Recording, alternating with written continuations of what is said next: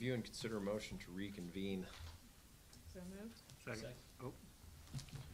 Alan got it. Okay. Have a motion second, all in favor? Aye. Aye. Aye. Okay, Pledge of Allegiance. I pledge allegiance to the flag of the United States of America and to the republic for which it stands, one nation, under God, indivisible, with liberty and justice for all. We'll do our moment of silence.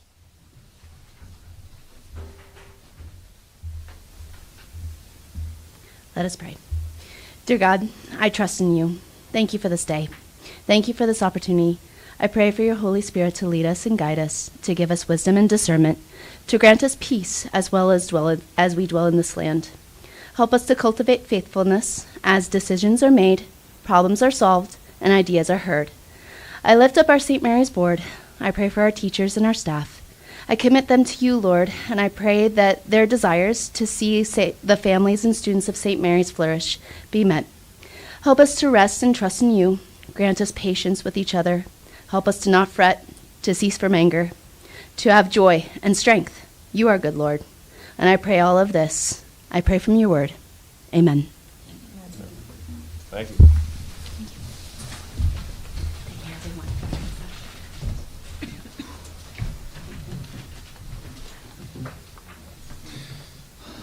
Consent agenda. A, minutes for May 11th, 2026, notice of special meeting, negotiations. May 13th, 2026, notice of special meeting, budget workshop. May 18th, 2026, notice of special meeting, negotiations, and May 20th of 26. So moved. Second. We gotta keep going through Oh. everything else, yeah. All right. B, bills. C, financial report. The employment, Kristen Alger Burns, St. Mary's Middle School principal. To Michelle Marie Triple, Food Services Department. Oh, okay, Food Services Department Director. Approve rehire of classified employees for the 2026-2027 school year.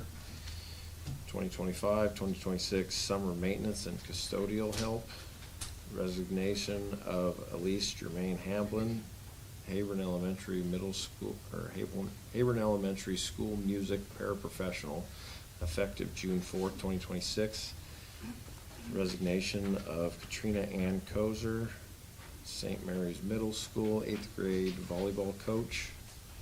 Resignation of Dirk Wyatt Morrow, Maintenance and Custodial Department, Maintenance Custodial, effective May 15th, 2026. Retirement of Janie Leah Allen, Transportation Department Router Schedule Trainer Manager, effective June 10th, 2026. And retirement of Connie Lou Mason, Food Services Department Head Cook. We'll I'll make take a a motion to approve all as read. Second. A motion and a second. Any further discussion? All in favor? Aye. Aye. Aye. Motion carries. Presentations. Congratulations. Congratulations, You got a new middle Kristen. school principal. Not a lot of fanfare that goes with that one. Woo! There's a lot of work that goes with that. Yep. We can say that now that you've been here. Let the work begin. All right, presentation agenda. A, emergency response protocols, Panacea team and law enforcement. We have Gordon and we have Dave from our Panacea team, which is our safety consulting team. This will be year 2. And we have Under Sheriff Tyler Morris. And they're just gonna speak a little bit about our emergency response protocols and a little bit about our lockdown that we had a couple weeks ago and what year 2 looks like. You could. Sure. There's a little bit of what happens behind the scenes in terms of our preparations for emergency response situations. Mr. Panacea, the school safety and security consultant for St. Mary's School District. I want to take a moment to address the parents and families of your community about what happened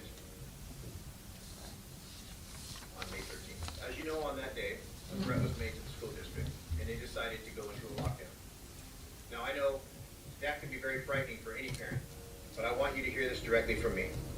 They acted quickly and very appropriately, and they did exactly what they were trained to do.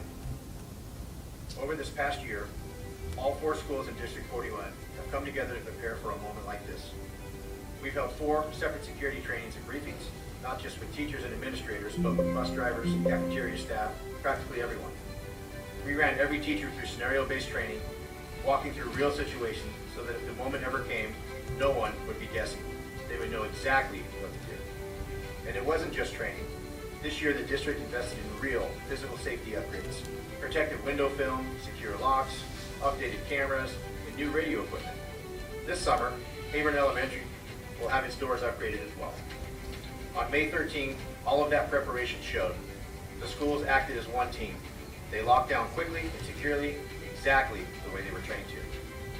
I want to personally thank Superintendent Teresa Wrench for her leadership and for bringing us in to do this work. Because of her diligence and the commitment of everyone in District 41, this is now one of the safest, most prepared, and educated school districts in all of Idaho. Looking ahead, we'll be back in September to start the new year with a whole new round of advanced training and hopefully incorporate some training with law enforcement as well. Join us in October for Parent Night, where we'll be introducing our Parent on Patrol program, better known as POP. This is a volunteer program. This gives you a chance to get involved with your particular school and help us make your kids safer. All right, I am Lucas Schell. I am the CEO and founder of Panacea. And James is the chief risk officer. He's the one with his team that puts together the protocols and the curriculum for this training. Basically, in a nutshell, there's over 75 years of experience that went into this training program. It goes over a minimum of 3-year period of time. There were 4 sessions in this last year. There'll be at least 4 in the upcoming sessions of the upcoming school year. 4 sessions of advanced training. What our program is designed to do is to have a comprehensive, layered approach to awareness and security in the schools. We do this through hardening the schools, which we've done. Hardening is a word we use to make them safer. That's what we talk about, the window film and the barricade type locks in the schoolrooms. And then on top of that, we have classroom level protocols. So that's something that our program does that most don't. We actually spend time in each individual teacher's classroom in her environment or his environment to show them exactly what to do in a critical incident situation. So, and we'll continue to do that throughout the next 2 years. And beyond that if you guys decide to continue with the program. So we also have a program that helps bring new people up to speed. You guys obviously are bringing some new people on in the district. We'll definitely be there for them to catch them up in the system, in the teaching and the trainings. The takeaways from what we try to do with this program after 3 years is you typically have 5 different groups or entities that are involved in any sort of critical incident. Of course, you have the teachers and faculty, staff.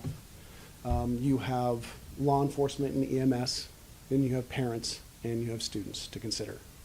Now, when the incident happens, when something happens, each one of these groups typically work autonomously and they have no idea what the other group is doing or what to do or how to do it. Mitch said no guessing. Our goal is that it's a seamless response if something does happen, that the teachers know how to deal with their students and the students know what to expect. The faculty and the teachers are on the same page. Law enforcement is brought in. They know exactly what the schools are doing to ensure this level of safety. So they know their roles.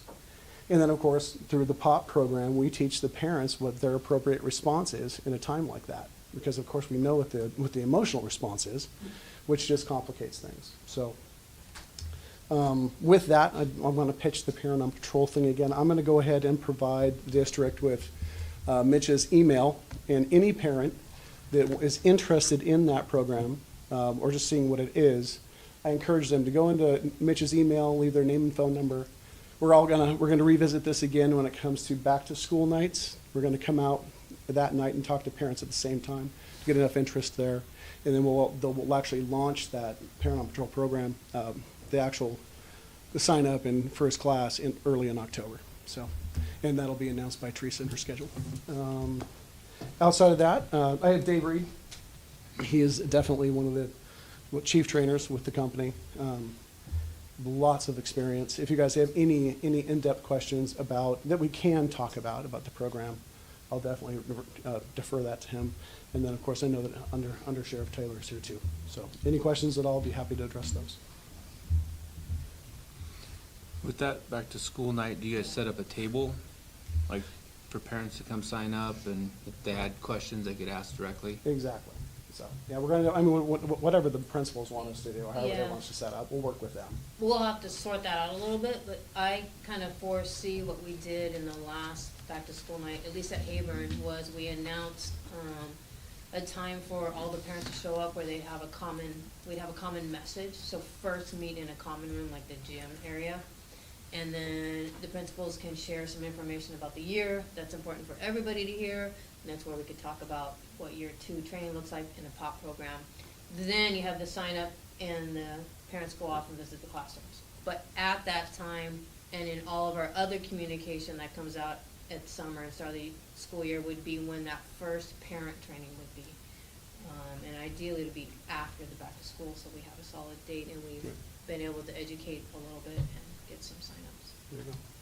And by that point too, hopefully a lot of parents will see this, and at least they'll have a basic idea of the undertaking you guys have taken this first year and how far we've come already. So, anyway. So on that district page, we've been featuring different videos with a different theme. So after tonight, we'll put this one up there. So it's kind of that educational piece on what is happening in emergency response behind closed doors to provide any comfort that we possibly can for parents who are on the outside. Excellent, perfect. Under Okay. Sheriff Yeah. Morris, want to say anything? Yeah. I know you do. That's why we brought you. Always. Well, I'm Under Sheriff Tyler Morris, Benoit County Sheriff's Office.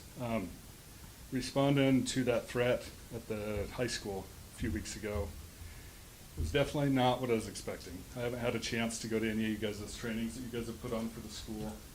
I'm expecting complete chaos when I get there, kids in the halls, stuff like that. What? So it was very nice from my perspective. Everybody was in their rooms, the doors were locked, so I knew that everybody inside was safe, which that means that I can go direct to threats, because that's what we're trained to do. We're looking for shooting or listening for it, and that's where we're beelining for, is for that. So not having extra people in the way was perfect. Everything you guys have taught so far that I've seen is working out really good. The high school did a great job doing what they were supposed to do and what they were taught, so. Any questions for me on that?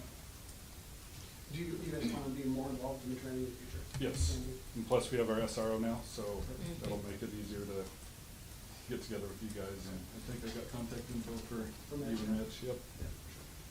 And they're a part of our district-wide, that safety committee, so that's where a lot of that cross-communication gets to happen. Did you see any concerns at all, Tyler, at how the school handled it? No, I thought they did a fantastic job. Actually, when I walked in, I was greeted by Peenan, the athletic director, with, they had baseball bats of their own ready to protect the kids. So from my perspective, that was awesome, because you're not gonna get that everywhere. You're gonna have teachers that are also gonna be in hiding, and we're gonna get there and nobody's gonna be there to talk to or anything, so. It went really good. I don't know what phone lines were like, but I'd imagine a lot of parents were clogging up phone lines, so I guess for parents, I know it's hard. I have 2 kids in the high school too. It's hard not to know what's going on, but try not to clog up the high school or whatever school it's at's phone lines. And the same goes with dispatch. We're all working to keep the kids safe, so try not to do that and don't show up. Luckily, we only had 3 cars show up to the school, but if there's an actual threat at the school, you going there is just making it worse for all the first responders involved, so. I know it's hard, but trust that the school's got your kids' best interests at heart, and they're gonna do the right thing. Yeah, absolutely. It's, yeah, the not showing up, and then the communication that we learned, the communication aspect of it on how to get the information out to the parents. I think we've learned a lot on that. Yeah, we talked, we had a chance, we actually had a district-wide safety meeting scheduled that afternoon, so we had a chance to debrief that afternoon, with law enforcement, first responders, fire, our staff. And then we followed that up, the following Friday with another debrief where we had the Panacea team, administration, law enforcement. And so some things went really well, like we shared, and then some takeaways on how we can get better next time was to continuing with the safety upgrades that we want to do for this upcoming year. The communication both internally with our radios and having a group text or some type of app, plus our landline, that we're communicating every 10 to 15 minutes, as well as the external communication that I'm able to give regular communication to the parents, and reassuring them that if there's any critical change at any point, they would hear from us immediately. And then we have our Skylert system for that, so using the text to indicate or notify families, start paying attention to Facebook or your email was an added feature to make sure we're using. Something else with Skylert. Oh yeah, just educating our parents again in the fall. If we've been moved to spam or we've been blocked, just to, well, unblock us and not have us go to spam. I know we send information to keep people informed, and usually we do it through email, so it's less evasive, but then keeping our Skylert system open and connected with the families, and that we have accurate and up-to-date information, both phone line and email, so that should there be an emergency or when there is, there's that fluid communication. So yeah, so we learned a lot in terms of next steps in our training. There'll be a year 2 training. There'll be a training next year where we're adding families, parents, and we learned just our communication both internally, how frequent, and some important pieces to say, as well as that communication out to families. We discussed something briefly too with Undersheriff about possibly at one of the parent teaching or classes in the future is maybe have a dispatcher come in and talk Yep. about how a situation looks from their standpoint, and basically how to communicate, effectively and efficiently with a dispatcher instead of blowing them up is, what they're going to do to be done in front of them. So that'll be helpful too. And then after the event, walking up and down the classrooms or in and out of the hallways the next few days while the case was still being investigated, was how well the staff took care of the students. But also at that time after the incident is just employing our crisis prevention team to support staff, kids. Yeah, I as just well. want to hop in and say, because I have kids at 3 of the 4 schools, and I appreciate the communication that me as a parent got, because I'm a mom and I was nervous. I trusted the staff.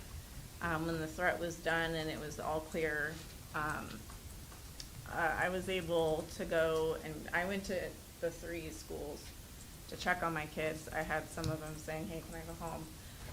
I was able to go in and see the front offices, see the principals, see the teachers, and some of them I walked the halls just to go find somebody, and was able to touch base with a lot of the teachers, see the kids.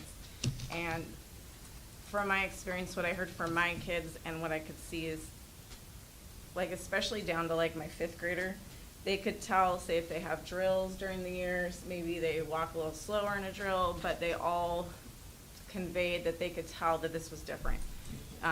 Even my 5th grader said, Mom, they didn't say drill at the end. We knew, we snapped in. They were all syncing together. From the classroom perspective, all of my kids said that the teachers were on point. They were ready to protect them. They were getting behind tables. They were doing the protocols that you guys worked hard to implement. And they were keeping things calm in the classroom, and then afterwards, you could see the decompression when I saw the teachers later, but everybody really did a good job. And I think about an hour or 2, I was trying to give Teresa a minute to touch base, do the million things she probably had on her plate.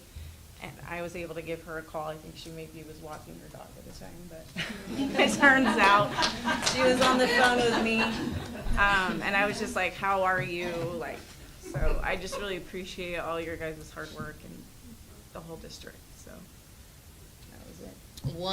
One student said, one young elementary student said, "Don't worry, Mrs. So-and-so, we trained for this, we got this." Well, kudos to the teacher there. Yeah.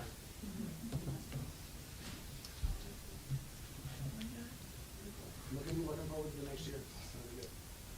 Yeah, thank you for the Panacea team for the training, so we felt confident in our steps, and thank you, Under Sheriff Morris, for your team responding, because I know as soon as we had law enforcement on site, that offered relief right there too. And we'll continue to get better, getting better. Thank you. You're welcome. Yep, thank you for coming in. Yeah, and thanks for what you all do. It really makes a huge difference when we get an incident like this, when everybody has an idea what to do and just does it, like second nature. Thank you. Thank you. Go on the table for you. Okay. Okay. Thanks, Lucas. All right, monthly building and department reports, food services, Supervisor Sherry Chaffee. Still the director. Still the director, yes. It's my last board report, I would assume. I know you're so. sad about that. Yeah, I don't know about sad about board reports, but. You know. But it is interesting so I've created a few spreadsheets just so we can look at meal prices for next year and maybe what direction we go. The state requires that we raise meal prices by students by at least 10 cents.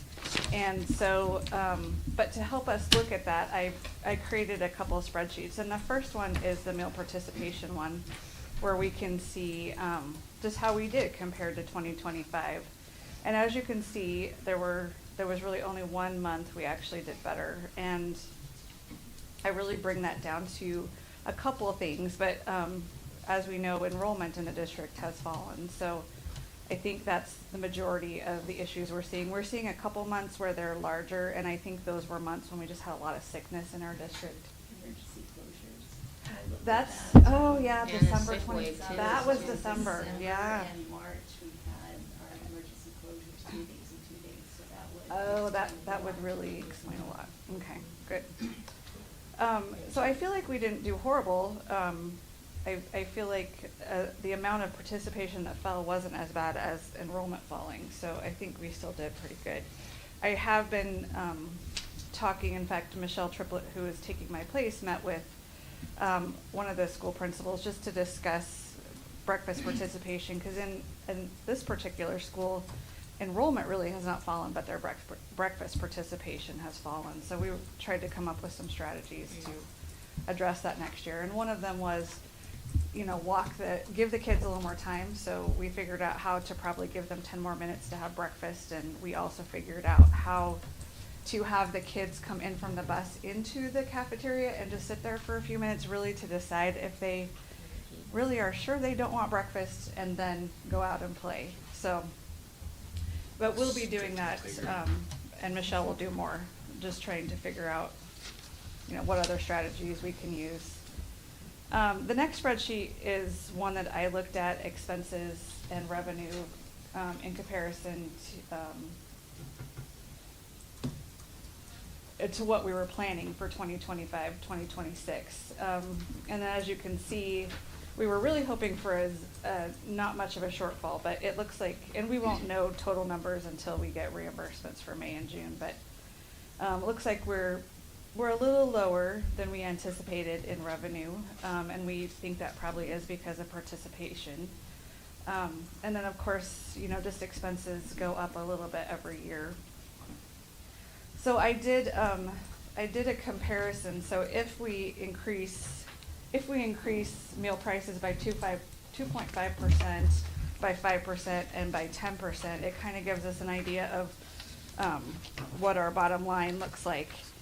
And my recommendation would be that we increase meal prices by 10%, which is 40 cents a meal for kids.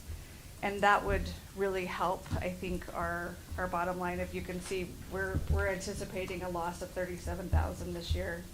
But if we increase meal prices by 40 cents, we hope for a loss of only 8,500. So I think that would help a lot.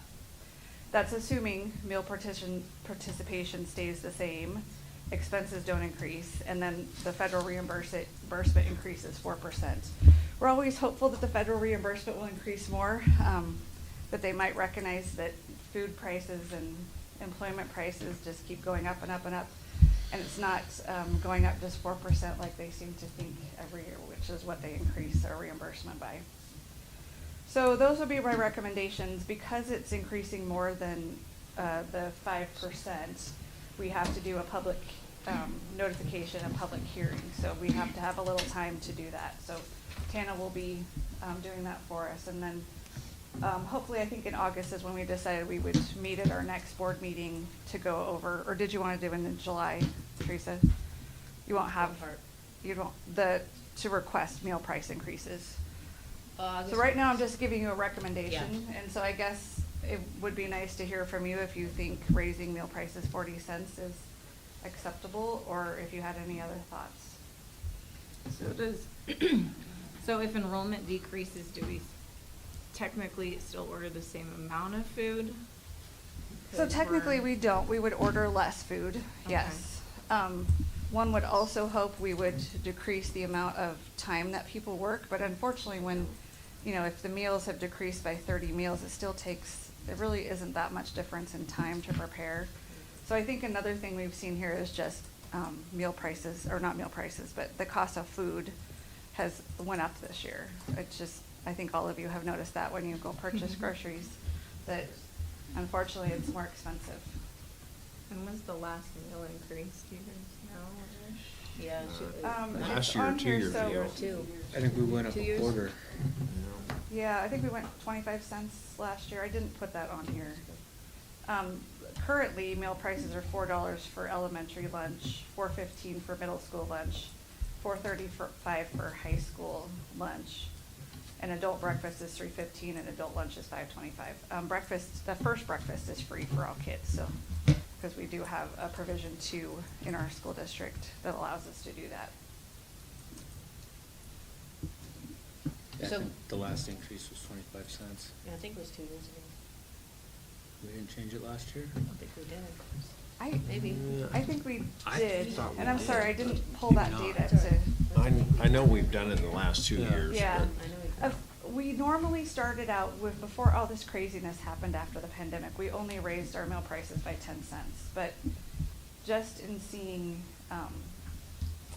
how much food and how much paying employees costs, it's very Balance. difficult to balance this when the state only increases our reimbursement by approximately 4% a year. So these negatives, deficits include a potential 4%, is what you're saying from the Fed?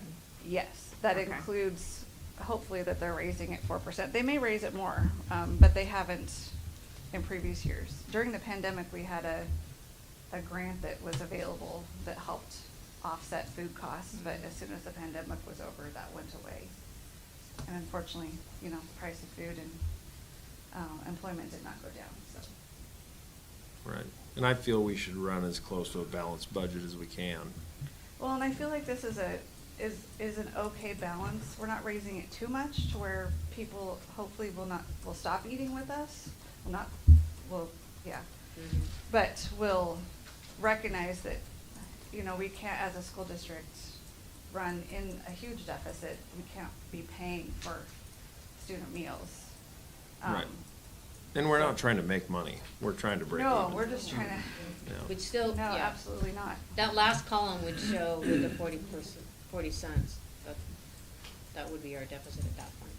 Yeah. And when we talk budget, I've already recommended increasing the amount to go to food service, so that amount would. It's already cover incorporated. this 8,000, I've already incorporated that into the budget. For the 2026 year. Mhm.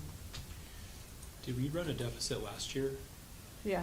Yeah, We do. food service pretty much We've runs run a a deficit in most since, school pretty much districts. since they got rid of that, grant a few years back. We had a surplus that carried us over for, it might have been 2 years. The surplus carried us over. I've been here Can you put the slide 27 up years, and I that don't says think what we've federal ever- reimburses us and then what the students actually pay? I think that first year that we were on the board was the last This year one? going into the Yes. next year We was. might have balanced. Yeah. We've always kind of had a transfer from general fund, so it hasn't been, so it might have balanced the budget, but, yeah, since I've come, and I don't know if there's a school district, there aren't very Yeah, many most school that- districts, I don't know, General I fund don't know food of any service school runs districts somehow. that yeah. are able big to, coaches on the general fund. yeah, to survive just on what the state reimburses them.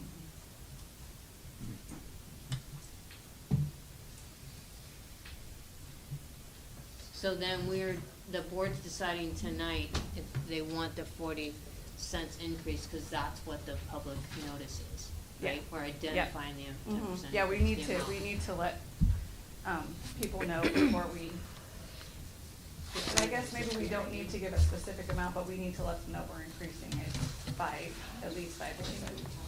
We Yeah, have to 'cause say, it's not an yeah, action okay. item. Yeah.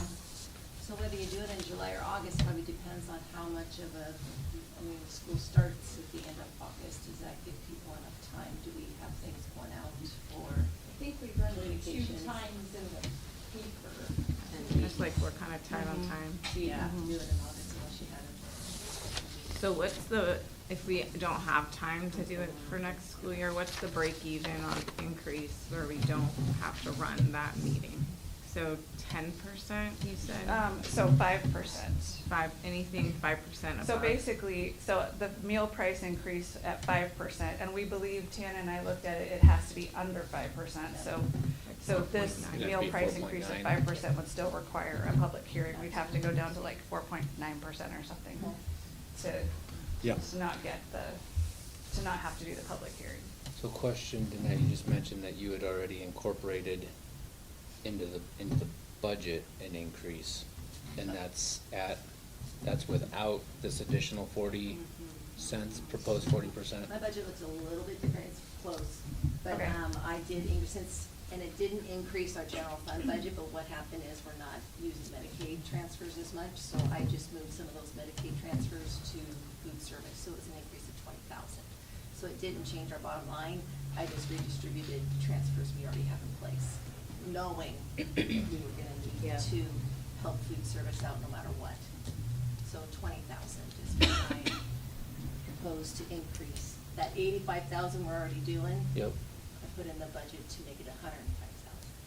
So we did like 4.999, you could say potentially 5-ish, or some of that, You could, Next year. and that's making a Over lot of time. assumptions on how how it plays out. it plays out. Right, 'cause So we if really could don't do know. the 10%, be Right. comfortable with it, that's just giving you more. So- We really don't know what Shot in meal the dark. price, I mean, we don't know what food's gonna cost next year. We do know, there's a lot of uncertainty in the world right now, so. We know it's not gonna be cheaper than it is now. No, right. Correct. I think that's probably a good assumption.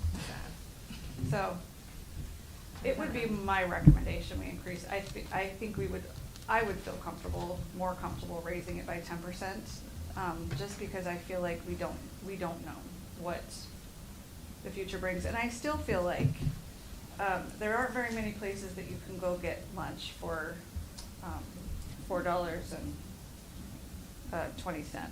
Well, even trying to pack a kid a lunch for $4.20 is impossible. No. I think I'm for increasing it to 10%, trying to balance that budget a little closer. Right, because we're already Column. putting out, Still well, red.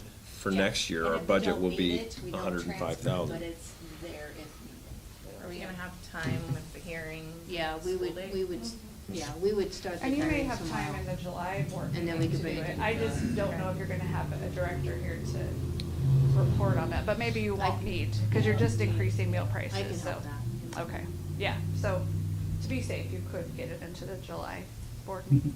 And then we have time to advertise with all the summer mailing that starts to go out in August by the principals. I think with the budget discussion on the agenda tonight, and this kinda goes right hand in hand. Absolutely. Thank you. Yeah. Thank you. Thank you. Okay, written monthly building department reports. This is just a quick snapshot, a very high-level view of some of our preliminary data that's coming in. There's some highlights, and there's some No lowlights. lowlights. No, There's some low lights. not allowed. Gotta fix those bulbs. Yep. So we just wanted to share some of the preliminary data. What we'll do is, in the fall, some of the work we do upon return of school is have the staff and the principals take a deep dive into that data and look student by student. And start to draw some conclusions on what went well, that can be replicated, and where we saw some drops, have some hard conversations about what's gonna be our new game plan to get the uptick. So, what I wanna say is early literacy and our early literacy and the grades K through 3 math, we're seeing a lot of, we're seeing really good results there. So that's where we wanted to start at our early grades. Elementary for language arts and student survey about kids feeling safe and welcomed. It pretty much held steady, or you saw an increase. You saw a drop in math, grades 4 through 12. Secondary in language arts, math, and our student results in terms of how well they feel safe and respected. We saw a drop across the board. So again, it's a very high level, it's a very preliminary, and when we start back up to school, we'll take a hard look at our data. It's about the journey, it's about the plan we need to take to get better. And most of you have been in our classrooms, and what you see when you go in the classroom is you see good instruction. And you see students' work and their responses at that grade level. So, a little disconnect with our data. So we need to find out those highlights and take a good hard look and get our hard work to match, have our results match our hard work. Yeah, so I do see the ISAT or the IRI, Yes, that's the early versus the literacy. STAR tests. There seems to be a disparity. The STAR test score seems to be higher Mhm. generally and track in a trajectory better than the IRI ISAT. does. The ISAP. To be frank, high school, for whatever reason, took a tank this year on their scores. So like you said, digging into that, we have the principal spot opening up, trying to make sure like all of the schools, and the new principals coming into the other schools, like you said, digging into kind of what's happening, could be a fluke, but then also, like you were mentioning, for me, kind of like the why were the students feel welcome, safe, respected, why did that go down so hard? Mhm. And kind of digging into that, so I Yeah. think When there's was room- that survey done? May. Oh, First of May. Before the lockdown. Yeah, before or after the lockdown? Yeah, good point. I heard it was prior, Yep. Prior. same with high school. So those are the things that we'll dive into, like what were, not making excuses, what were the conditions like?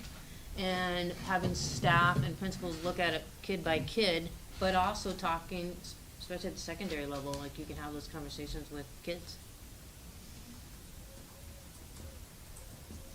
And then making a game plan. Because I know when you walk through the hallways, you see good things. I agree. And a report.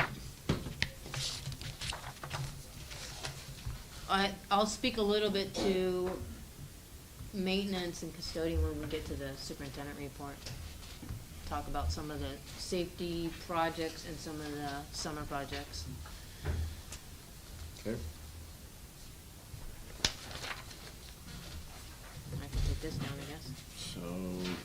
Moving on to D, 2026-2027 budget hearing, public hearing, business manager, Dan Cordell.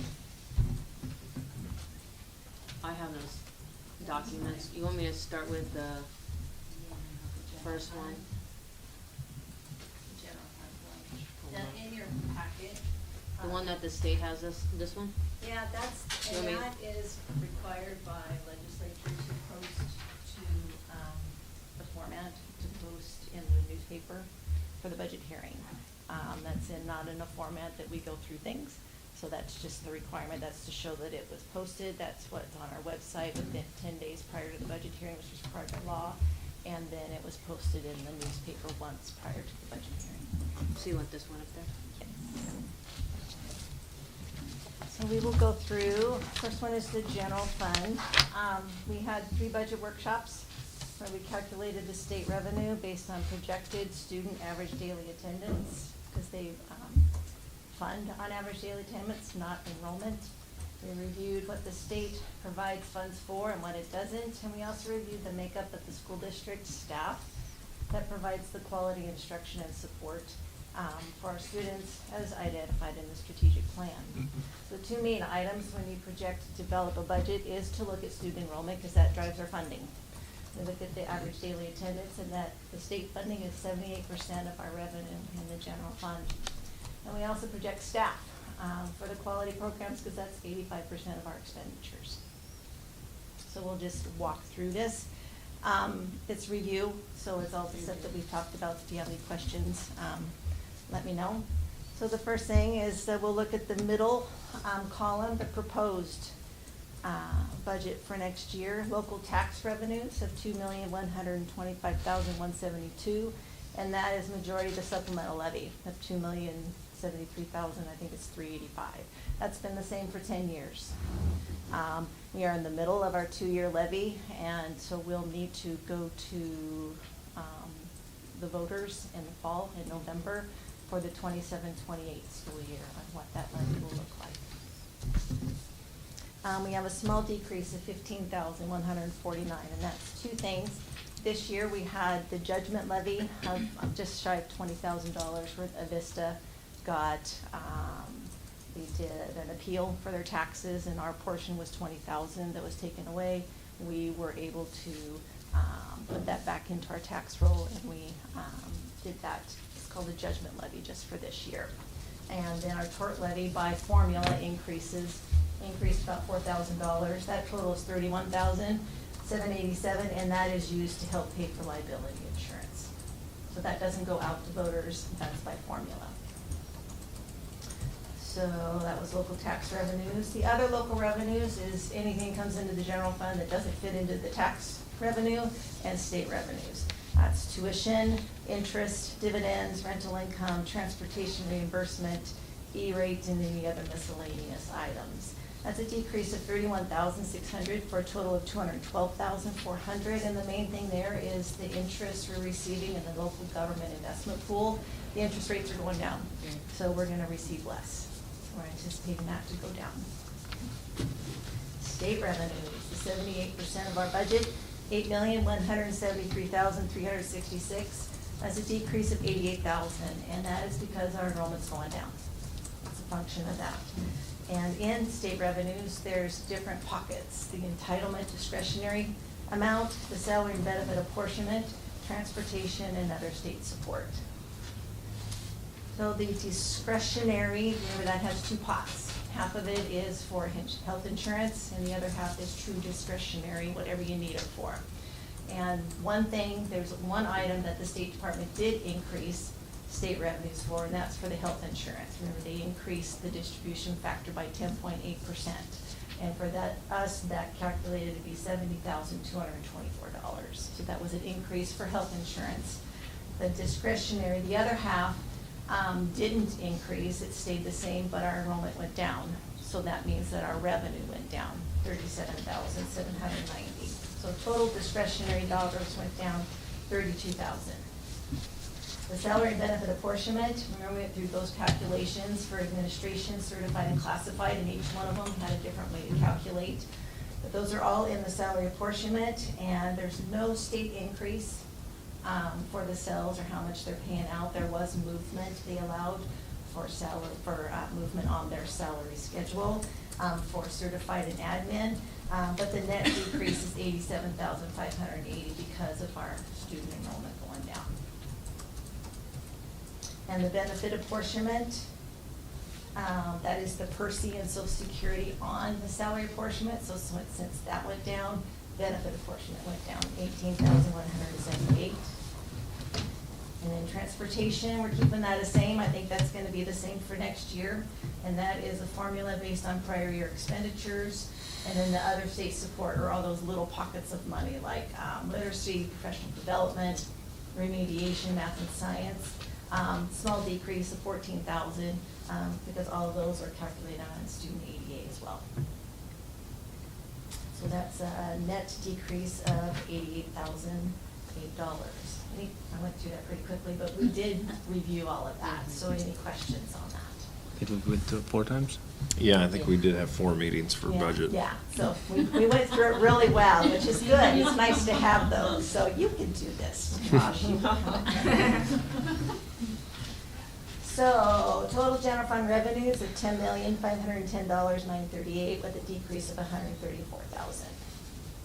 So expenditures, first one is salaries, and that's all salaries. That's our administration, that's certified, all of the classified, coaches, substitutes, all in one category for $6,190,925. It's a decrease of $105,850, and for 2 reasons. Looking at personnel with our decrease in enrollment, you look at your staff and what's required or what's needed for the programs. And for right now, a decrease of 2.4 positions in the certified world, and we had budgeted for part of a sped secretary and we didn't use that, so we'll decrease it for next year. And then that's a decrease of $185,000. And then salary movement on the current salary schedule, that would cost the school district $79,150 for salaries for all classified, certified, and administration. Not changing the salary schedule, but allowing movement on the cells. With that, benefits, the net amount is an increase of $118,000. So that's 3 different things. The decrease in personnel, obviously, would be a decrease in benefits at $66,000. Salary schedule movement would be an increase in benefits, it's $14,000. Then we had an increase in insurance premiums. So we're allocating the $70,224 that we got from the State Department, the increase in insurance, and then part of the decrease in personnel we're putting towards insurance for $100,000. So a total amount of increase in insurance premiums of $170,224. Insurance did go up higher in that, but the budget allowed to allocate that amount towards insurance. Okay, so that's a net increase of $118,000. Purchase services, that's professional services, property services, equipment rental, travel, utilities, a decrease of $36,500, and that was from looking at our transportation contracted repair and maintenance. We had to increase pretty good the last couple of years, and now it's leveling back down. So we didn't utilize $36,000 of that budget, so we're bringing it back down to levels where And it that's was what we're before. supposed to do.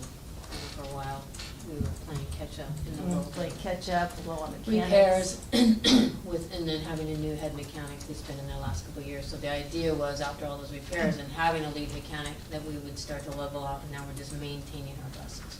So that $100,000 is dropping back to under $50,000. That's a good trend line. Yep, definitely. For supplies, a net decrease of $110,000, and that's 2 items. We were looking at the transportation as well, and the fuel, we're not utilizing about 10,000 of it, so decrease of that amount, and still allowing for some increase for next year since fuel prices are still high. And also, one-time decrease in curriculum expenditures to help balance this budget. So the $100,000 that we have allocated for curriculum, we can take it out of there for next year only, just to balance this budget and then see where we're sitting for the following year. So that is in that area. That's one of the one-times that we talked about in the budget workshops. Capital outlay, that's in plant facilities, so we don't have that in general fund. No increase this year for property and liability insurance. And then the interfund transfers out. There's 3 items that we do that's food service, Medicaid, and the bus fund. We are required to transfer, part of the transportation reimbursement that we receive is depreciation on the buses. Whatever we receive in that, we have to transfer to the plant, to the bus fund to help pay for buses. We've been putting in a little extra in there because we wanted to buy the 2 buses that we're getting this year. So we can decrease that back down $27,000 to just transfer the amount that's required for next year. With that said, we would have expenditures of $10,800,698, a decrease of $161,000. So looking at the fund balance, anticipating or estimating a fund balance beginning for next year of $975,000. So if you look at the revenues of $10,500,000 and the expenditures of $10,800,000, we are in a deficit of a little shy of $300,000. So that's not enough in our ending fund balance for $684,000 because we recommend having at least about 1 month of expenditures, which is around $900,000. If you take the 10,000,008 divided by 12, that's $900,000. So we're recommending to do an interfund transfer of $290,760 from our plant facilities for this next year only to balance the budget. And then that's when we'll review this next year and the following year of resources to make up that amount. So we're just doing this a one-time transfer. I think a question, and we might have talked about this before when we bought those 2 new buses, is now the fleet like pretty current and we don't need to do that again for a while? Or should we be considering like still squirreling some money away and getting on an annual or biannual, triannual type of replacement cycle? So good question. That'll give us 4 new buses. We run 7 regularly. And the others, I have that document. The others are aging, but I don't think there's any bus that'll be over 10 years anymore. They're in pretty good shape. Okay. But, so, good question. In a year, like, depending how our levy and our funds sort out next year, we're gonna wanna start squirreling away some money again. Because you see, it ultimately, like, we got those buses that well maintained, but we also have a newer fleet, so that's dropping expenses. And with that decrease of $27,000, we're still transferring about $86,000. So if we're doing that annually, we wouldn't Okay. purchase one next year, but the No. following year, we could probably look at purchasing 1 bus with the amount that we're transferring in. That'd be good. That's a pretty Close. Yeah, so then at least you could stay on top of it and not get behind. Every other year if we can, Yeah. then we can get back on top of it, maybe do it every year. But, yes. Okay. And that still leaves our plant facility with a little over About 500,000, and that includes the projects we identified from the last budget. Yep, and we'll review that in the next part, absolutely. So any question on the general fund? So just to remind you that we are balancing this budget with 2 items that are one-time sources. The $300,000 from the plant facilities fund and the $100,000 for curriculum. It's a one-time fix. Okay. All right, special funds.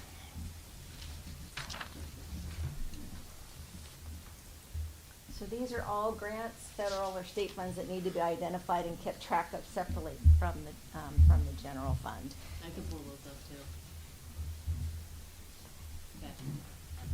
Okay. So the green is the proposed, and the blue is the current year approved. And it's in the format of showing the beginning fund balance, then the total resources, less the expenditures, and having an ending fund balance. And you'll see that most of these funds do not have fund balances because they're cost reimbursement. You only get the amount that you spend.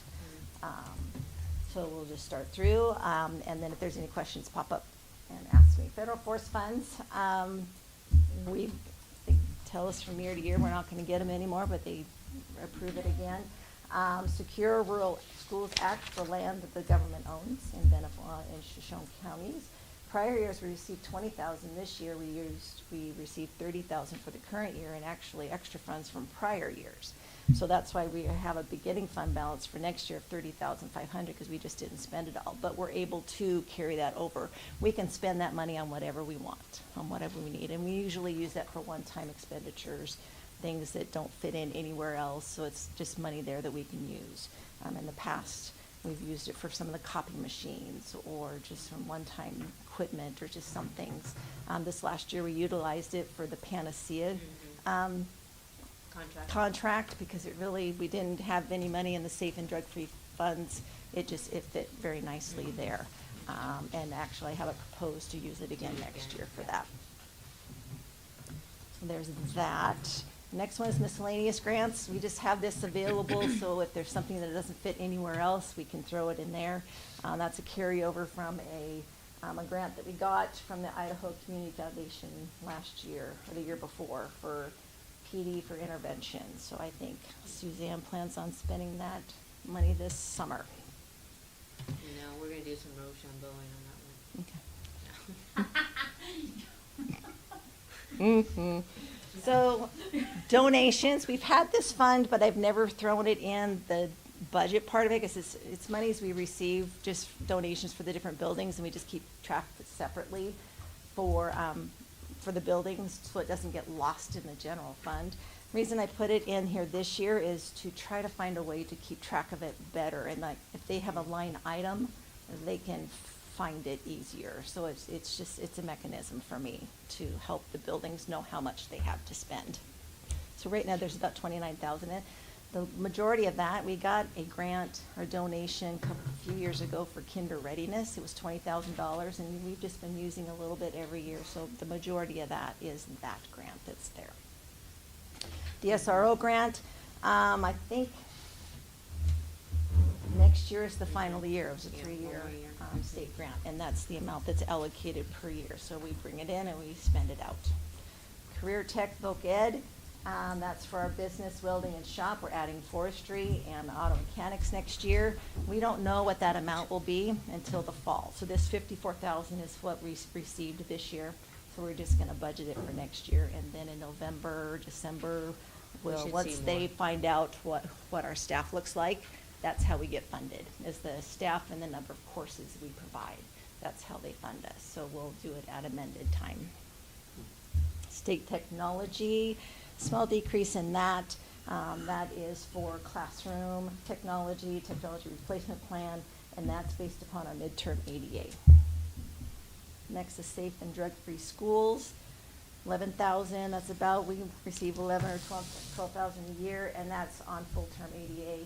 And we've been purchasing, we do the middle school IDA-5 program, and we've done it for vape detectors, radios, cameras, anything. They're pretty open as to what, but it's safe and drug-free schools. Title I, I see a small decrease from them. I looked on the State Department's website, $286,000, and we pay 3 elementary teachers with those funds, part of the title coordinator, PD, travel supplies, and that's to assist students to meet academic standards. IDEA is special ed. One fund is school age, the next one's preschool. Small, we got a decrease in that funding, and that's based upon enrollment and our poverty levels. Right now we pay 6 special ed parapros and a percentage of a preschool parapro. Next page, any questions on those? Next page, Medicaid. That's Medicaid billable services. We're not billing as much this year. So I have budgeted to decrease the revenue by $40,000 and the transfers in, and that's from general fund, because we have to have a matching of 35% or more. I think it's more now. Keeps going up every year. We're gonna find out. I don't know if you know that. We'll know pretty soon. Anyways, the transfers in, decreasing it from 120 to 100,000. That 20,000 is what I moved over to food service. So it didn't affect the general fund. We were already transferring out. I just moved it to a different fund to help cover for that. Title $4, student support, academic enrichment, that helps pay for behavior intervention para. I don't have those numbers for next year. I looked and it didn't look like it was available yet, so I kept the Title IV. appropriation the same. Title II, I did find that is it's a little bit higher, looks like. That's for professional development for our staff. The next one is the Title IV, the 21st Century Grant. That's for our after-school program at Hayburn. This year is our last year. We didn't receive the grant for next year, but we're going to apply for the following year. So at this point, that grant is not available. The next one is the School Violence Prevention Program grant we received. It's a total of $294,000. We have 3 years to spend. So I just put in a third of it to for the budget, but as we spend, then we request the reimbursement, and it's available to us. There is a 25% match on our end. I've budgeted that from plant facilities, but if we have other resources, we would use that instead of plant facilities. Food service. So that's where I show I have local revenue. I kept it at $124,000, and that is our student meals. That's miscellaneous, that's adult meals. Didn't change that because I didn't know, Sherry's not here, I didn't know how we're gonna play that out. Federal revenue, $460,000, that's basically pretty close to what she anticipated that. And then transfers in, increasing that to $105,000. So that's where that will be. Any questions on that? Didn't really look at too much of an increase in costs, not knowing how it was gonna play out. But we will look at that, and when we do the amended budget, we'll fine tune that. So when we were talking, like when Sherry was up, so that 20,000 that you're proposing moving from Medicaid to food services, if we were to increase the 40 cents, we wouldn't need to We make might that not move. need it. Yeah, we wouldn't. We So still then- need some of it, but not all of it. Yeah, Being 'cause that there's still it's- 8,000 deficit, wasn't it? Yeah, in the 8,500. Right. If all the If other everything variables falls played in, out yeah. as we anticipate. So being that that's under Medicaid, that we could then potentially use it wherever we needed, there's no sideboards. Or not do it, being- or, yeah, that's the transfers, it holds a spot, but if you don't need it, you don't do it. So if we didn't need that 20,000 to go towards food service, then that would just stay in general fund. That would just increase our fund Increase our fund balance, and we could spend it in other areas. So, is that what you were asking? Yeah. Okay. Plant facilities, estimating a beginning fund balance of 800,000. The local revenue is interest, estimating that from the local government investment pool, because we keep the money in there and pull it as needed.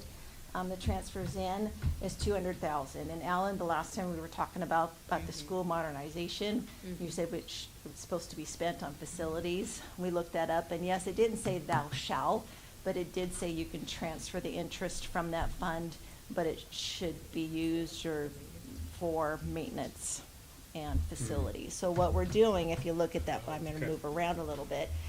On the last column, the modernization funds, you'll see a transfer out down here, 200,000. That's going to the plant facilities, okay? Like it's intended. So it's gonna be used to go towards that 200,000 of projects that you guys outlined in our last workshop, okay? So the plant facilities, we start with 800, we have local revenue of 20,000, transfers in of 200. The capital projects you guys had outlined in that last budget workshop, 202. The transfers out would be the amount that goes to the general fund, and the possibility of the amount that we may need in the prevention fund over here, the 25% match. We would have an ending fund balance of just shy of 500,000. That's if the transfers are needed. If they're not, then they'll stay in the plant facilities fund. Okay. And then the only other one, well, is the Renew America Schools grant. We're showing revenue of 10 million and payout of 11,000. That's assuming that we're gonna finish this grant up in this next fiscal year. Probably not But if it does, then it's all budgeted out to finish the grant, receive all the funds and pay out all the funds. There is a slight, an ending fund balance, if it all said and done, the 77,000, and that is interest that we received for that, and also our matching that we don't have to pay out for salaries for Teresa and I and Joe that we put into this project, that's the amount that we don't have to match by dollars. We're matching by our salaries, so that is a savings there. And then the other one is the plant facility bus. So you'll see it's all, we're hoping to get those buses this year. We'll pay it out. We'll start with the fund balance of 0, and then the 86,890 is the transfer in from the general fund that is required because of the depreciation. I was gonna ask on the 21st century, Mhm.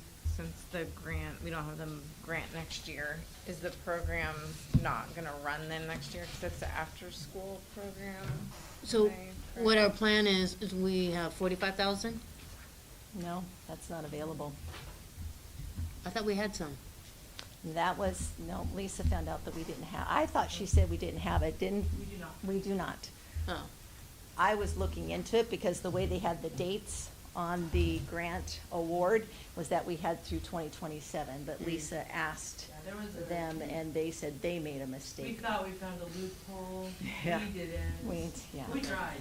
we thought we had Just some, we kidding. thought we had a balance that Okay. we could go to bare bones next year, and run the after-school program while we applied again in the fall, but it sounds like no. So, yeah, that puts a little kink in what next after-school looks like next year. And then looking to reapply in the fall for the following year. So we might have a year of no after-school program potentially, is what it's looking like maybe. Just the parents would Unless we be, get if creative. that's the case, Yeah, I be know, we have to prepared start for communicating fall that soon, to yeah. know. Yeah. Or get creative. How Amending our utilized budget. is that program? It's There's like a wait utilized. list, isn't there? What's- students- how many people kids do you are in that allow? Program right now. 50, Oh, we more than allow that, upwards of K-5. 60, 65 kids. Okay. As well, we can afford to monitor. How many usually show up or stay for that? Well, a lot of them. Yeah. We're usually, Because we we usually have have a 2.5, waiting 3 list. staff. Okay. Cause I think it puts them there to like 5, so Mhm. 5:30. some Mhm. parents can get off And work. we've been tossing around ideas. Yeah. and, We'll have to sit down and see what we can come up with. Yep. Okay. Thank you. Thank you. Thank you, Danette.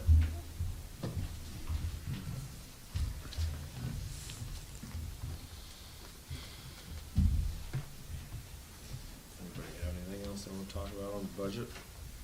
No, good job. All right. E, new house, academy names, Principal Arcouche and Blackwell. You ask, we answer. Teresa's gonna put this up for you. So, Should've done a drum roll. yeah, right? It's pretty, this is pretty epic. I have spent a really long time on this, so like it. Okay, I'm mostly kidding. All right, go back, I'm ready. Okay. So, I give it away already. seriously. Well, we did a drum roll. Okay, you asked for kind of a shift, not so much in what we were doing, but a kind of a break with Ron Clark specifically. So we did a lot of work with our staff, with our students, and tried to figure out what were the things that were great that we wanted, and what were the things that were just super easy to slice off. So my part of this presentation is going to be the names and the logo design. So we have Academy down. This is a cool idea of Teresa's because at Hayburn, we've really doubled down on calling our students scholars. They are there to learn. They are there to grow.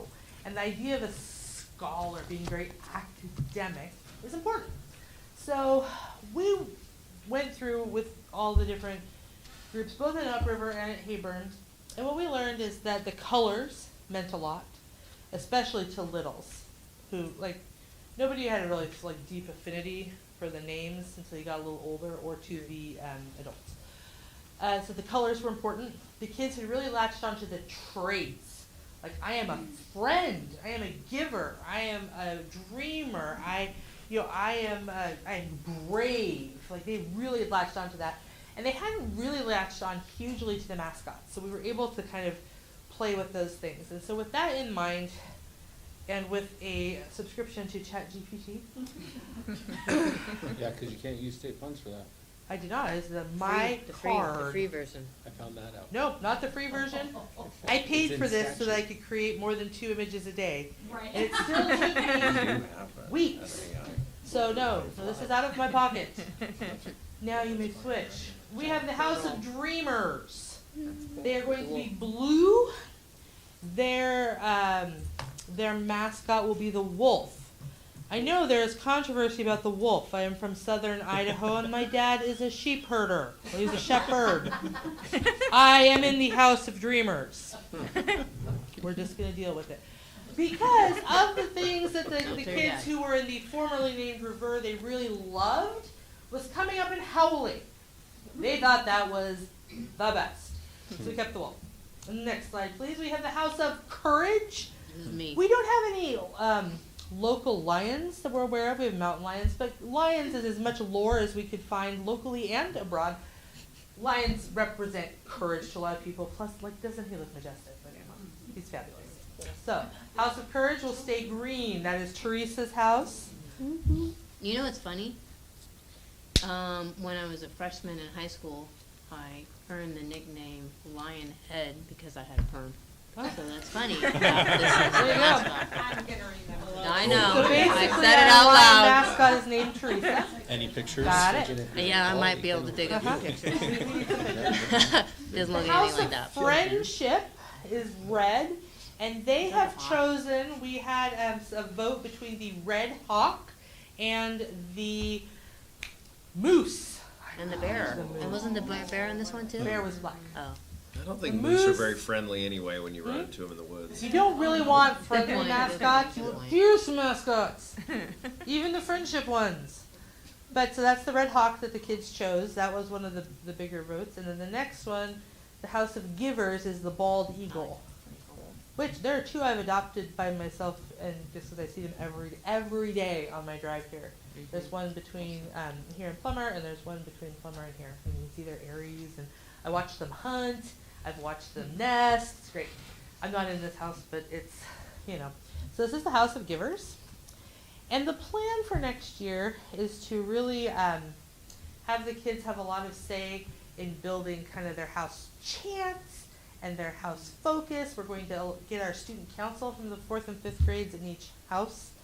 We are getting all the kids' t-shirt sizes so they should all have new logos on their shirts based on these images. And then, because I thought we needed something that tied everything together, our final slide, which was a real act of love, I've got to tell you. No, that's the wrong one. There's one more. There's a new one that has a U where that H is on the panther. It took me hours to get this thing. But it really does have a U on the panther. But I was trying to bring us together, especially if this moves up to the middle school like we're hoping. It would say the one district, 4 houses, endless possibilities. And we can play with the words and stuff to make it uniquely ours, but I wanted both the lumberjack and the panther to be in there and to be really focused on what we're doing. Nice. And I thought that could be cool. Some of our web pages, some of our district communication, even if you guys don't want to commit to an academy house, you could have a logo of all of them for the board. That's awesome. Yeah. I like it. Thank you.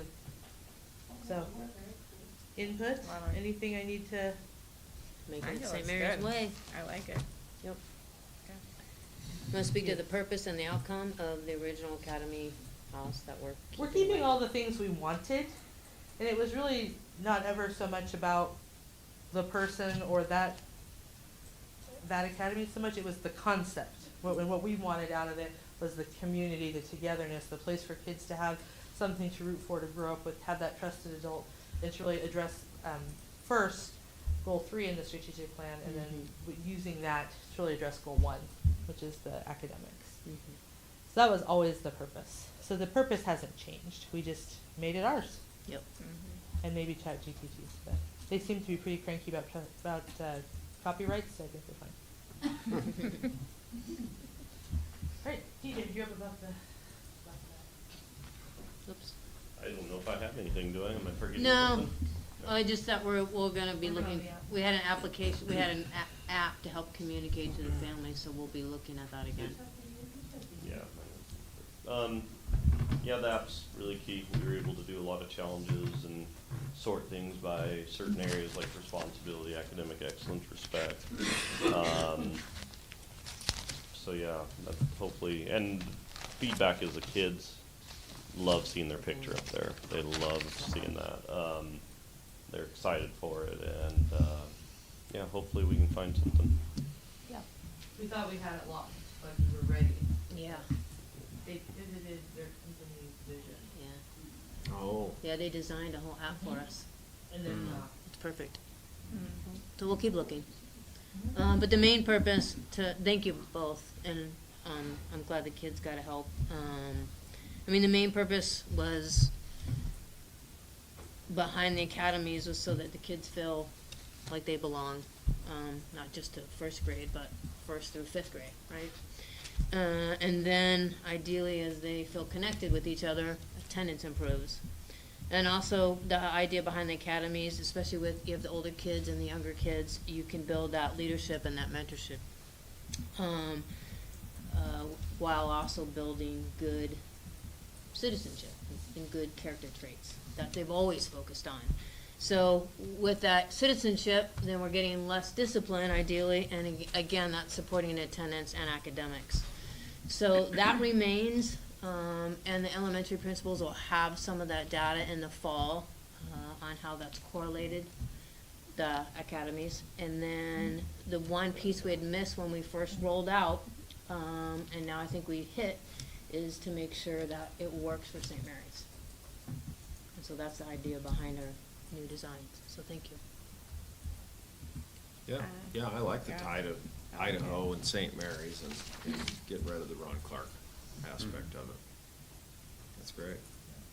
That part was actually the easy part, because the only things we were using were the names and the symbols in the app.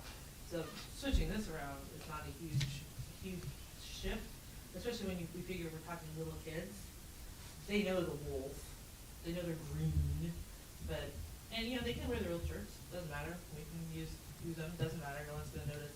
They're gonna focus on the colors, they're gonna focus on the traits, and then we'll phase out the old shirts and stuff, and we'll bring in the new. And having the designs, we can also start our own little merch kind of thing where we can, have pencils or stickers, printed for them, they can earn with house points, so they don't have to buy stuff. There must have been a school activity or Yeah, it something the was. other day, 'cause Yeah. there was people, Voting several and- people in town that had their house shirts on. Thursdays. Was it Thursday? Thursday's house shirt day. Yeah, there was And several Friday's adults, like, lumberjack day just or in town. something. I Yeah. saw it, grocery the store and kids. gas station. Yeah. Thursday, You, unless you're in Up Rivers Friday. yeah, and I've actually seen them at Costco. There's other schools in the area, Yeah, so, other school yeah. areas are doing it, so. Like when- Yeah, so it's cool because I remember my Costco kid, I'm like, nice house, but it's not the best house. Anyway, so you can have that discussion with them. Friendly It's- competition. It's connecting us. I speak to a principal in the Lakeland district occasionally, and so we get to share some things, because, yeah. We're close enough that we can still share that, but we're unique to us and what our community values are, and, I think we'll still be able to be a little Yeah, connected got a still. little. but- but not to run conflict to other schools or anything. Good job. Thanks, everybody. It's a big pivot, but a very positive. Heard nothing but good things about the whole program from feedback from kids. It's been fun, but I feel we're just scratching the surface. We can be bigger and better. There, Big I will reveal. tell you that it does come into, like, they're on the wrestling mat, one's wearing a green shirt, one's Right. wearing a black shirt. The big reveal of the There has been some year-long- big throws. So, I'm not gonna say who won, but The House Championship will be Wolf and, announced on Bald Wednesday. Eagle. the year assemblies, we had confetti cannons. Joe will be Joe. thrilled. Yo, sorry, you didn't hear that, Joe. You didn't hear that, Joe. You didn't hear that. Okay, off the Joe's topic, blood Tyler. pressure. It's not confet, or it's not glitter. Part of the I'll tell you that. etiquette is we all clean up after ourselves after the celebration. This could be revenge. So I walk in today, this is totally off topic, but hilarious. I walk into the school today and I walk by, and there's porta potty on the playground. And I'm like, no good can come of this. Someone's gonna get locked in the porta potty, someone's gonna get rolled in the porta potty. Like, they're not supposed to be in it, but you know. Oh, yeah. It's tempting. Porta potty. It's comedy gold. So they got moved, but I was just I like. can think of some good ideas. Right? It didn't take long for the littles. Roll of duct tape will. It's moved. It's interesting. Unfortunately, they moved it to the place where the children are unattended in the mornings before the gates open. Perfect. So. Move number 2, coming tomorrow. McKinstry really uses a can't different make this lens. up. They use a different lens than we use. You just can't make this stuff up. I was gonna hop in and say, like you were saying, I see a lot of good from the intentionality behind what you guys were implementing it as. And I think you guys had mentioned too that the facet of that was there's a lot of training that was kind of under that system that was effective in the components that they used. Is there some sort of conversation as to like a replacement in training that Ron Clark Academy won't be doing that anymore, but maybe I think, some yeah, I mean, conversations of- in terms of just looking at our data in general, I think that will be part of our conversation. Certainly professional training is gonna be a big piece for us. So identifying what are those 1 or 2 areas that we wanna focus in on and do really well. All of it being evidence-based, and, I mean, so looking at math, potentially, and then looking at those engagement strategies, for sure. There are definitely other sources out there that Yeah, are not. that will Ron Clark, provide so that. People who've written books or trainings that we can leverage that Tap probably into. be a little more cost effective anyway, but there's stuff Yeah. out there we can use to train and to keep doing. And honestly, we have really clever, creative teachers too. And I feel like giving them a goal and letting them go for it too is gonna be awesome. I agree with training, absolutely, but I also am kind of excited to see where we fly with all this. I think it's great. You guys have to catch a Spirit Day in the future. It's pretty fun. So it's almost like a college atmosphere meets elementary school. So. Toddler rave, I think is one of our Toddler rave. Next fall. Do we have a high school class that deals with website building? A little bit with the business class, he does a little bit. Tiny bit, the curriculum's not taught. They dabble and some kids teach us. Oh, yeah. Well, I was just thinking about the house programs, maybe. I don't know any of that stuff, but someone Programming does, for I'm that, sure. yeah. Most of the time building websites now, you Google. click on a link and you say, here's $100, help me build this website, you drop your stuff in. So that particular skill is, I'm not even getting that, because it exists. Or maybe the new videography program, it sounds like we might have, can do some overlapping. With the business, see who, Going down who the has. elementaries and capturing some of that excitement. Yep. Stuff like that. That'd be good. All right, well, thank you. Thank you. Thank you. Yeah. Open forum and visitors, we got any, Tana? I don't see anybody new. I see a lot of employees out here. Yeah. Everybody that's here is employed. Full house. Yeah. Just a business meeting. Yep. All right, Board of Trustees Appreciation Month. Did you know it is Appreciation Month for the Board of Trustees? I just found out. The whole month of June, every day. I do, on a serious note, I do want to read this in recognition. It's got sausage and olives involved in it, right? That's later. And pizza. It's the whole month. Some So people call it pies. today's Yeah. today's words, today's the recognition, Oh. today's thank you. In Idaho, the month of June marks the annual observance of School Board Appreciation Month, a time to honor the important role and dedication of board members in their public service and celebrate public education. In St. Mary's Joint School District, school board members develop policy, make tough decisions on complex educational issues impacting the entire community. You bear the responsibility of an annual budget of over 10 million, 850 students, 165 employees, and 4 school buildings, with a growing number of grounds and fields. You preserve our public education for the community of St. Mary's. We don't always recognize the dedication and hard work of your service, elected to represent us and the interests of our children.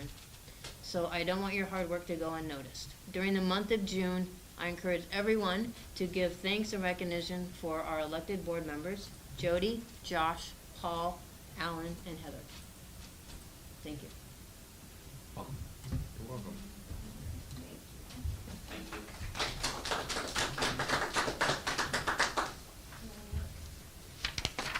One meeting left? Yep. What did we have last month? I 6? think we worked on 6. Yeah. That was a good month. This is a Good good month. month. All right, H, superintendent report. I'll make this fast. Celebrating you was part of it. There's a couple fun pictures. So here's some good highlights, right? We look at our data, but then we look at these pictures that really capture a lot of good happening. So you've got Upriver, and I encourage you to go to their website, and this is a little video of their mannerism and etiquette competition that they had the other day.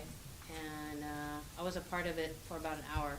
Anyways, just everything you just talked about today in terms of using these different academies to teach good citizenship and leadership and just how to be a kind human being.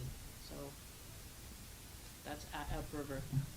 And then also with all the good teaching that we're seeing, all the hard work that you see, and students responding, there's senior graduation and they're walking through the hallways of Haber. Again, if you'd like to go to the website, either the high school website or the district website, and you see all kinds of pictures of the senior graduation. Again, good stuff happening with the senior awards night. What was the money amount for the local scholarships? 440,000? Yeah, that was over 400,000. Scholarship? Yeah. Locally was a huge number also, 70, 80? 1,000 of that. That's a lot. Yeah, our Actually, seniors, Both of them are a little bit down. so our seniors earned quite a few. Not a whole lot of seniors. We had to beg to get kids to. We're highlighting at this point. We're highlighting. Senior night, good things happening. That More seems a money lot to go around. More money to Yeah, go. there was- There you go, there it is. Or less. There And were lots some of- lots of seniors that really seniors. cleaned house. Yeah, a lot of seniors got multiple scholarships for whether they're going into the trades or college. And then there's our incoming 9th grade, learning the ins and outs of high school. They're very excited. How It's many- kind of nice when they're a little nervous again. How many's in that group? About 65. 63. There you go. Look at that. Look at our up and coming pre-K graduation. Going into first grade kindergarten. And I don't have a picture, but tomorrow is Upriver kinder graduation, and the day after is Habron's kinder graduation. So more good to come. Oopsies. And then recently we just celebrated Memorial Weekend, so you have the 5th grade.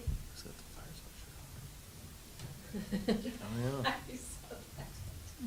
5th grade honoring our fallen, and then Upriver, kids writing essays about why we love America.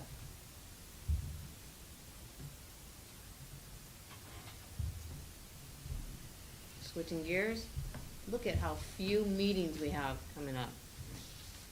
Mhm. That's because they're not all scheduled yet. We definitely have some special meetings that we're gonna need to schedule in June and July to get back on track for policy review, possible board member vacancies, and just by the fact that we have some, hiring to do, so we're gonna wanna have you recommend employment. And then July's our next regular board meeting. July 13th. Oh, yeah, I my was like, fault. the I knew that, 23rd I is knew that, sorry. First day.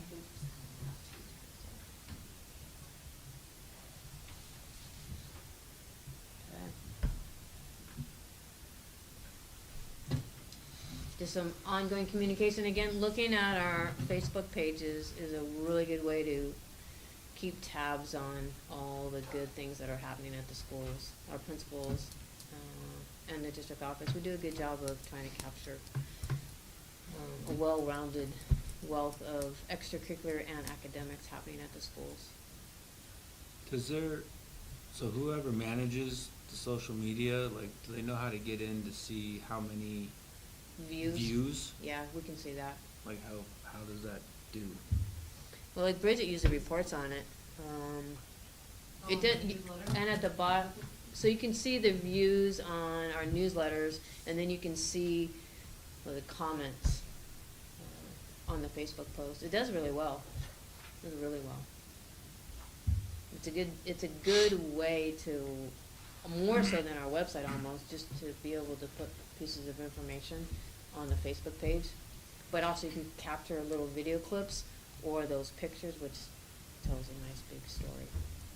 And, I mean, I think community and families like to see all the good that their children are doing. See their own kids, if you will. And the kids seeing themselves. Then we do have, the Gazette does a good job of covering our board meetings. And we also put a district corner in every month for those folks that still like to read the newspaper. And, yeah. And then, our monthly video feature that we're displaying on our district page, but we also probably should get that back on the Facebook with a little blurb, so trying to get that up and running with the help of Brandon. Just having at least a monthly video feature. From our retired teachers, to celebrating our teachers, to, what's the most recent one? We'll do the little education video that we have about how we've been trained for emergency response situations. We're looking to get some of our alumni to come back and talk to us in the video about what makes St. Mary's and being a lumberjack so special. So we'll keep that going.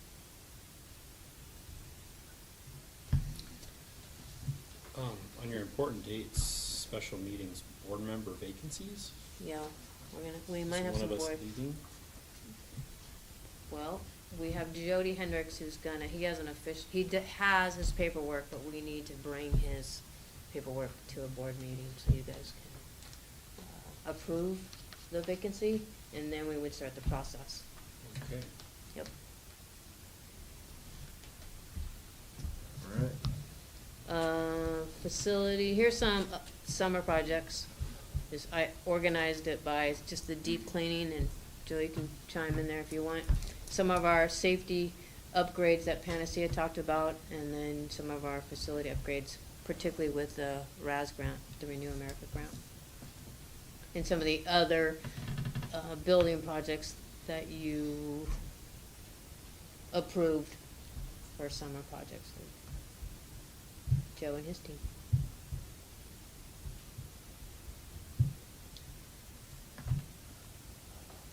Looks like a light load this summer, Joe. Just throw in the HVAC in 3 buildings, it really. I did throw that in there, but it looks minor. I know, I know. Yeah, that's a lot of work. Yeah.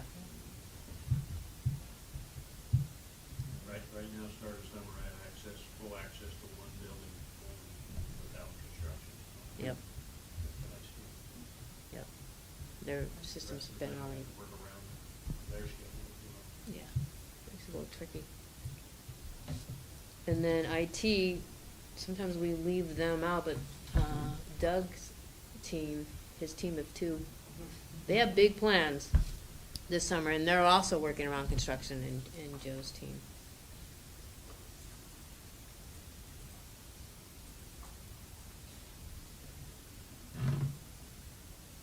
doing a lot of upgrades for us, infrastructure. And our Wi-Fi.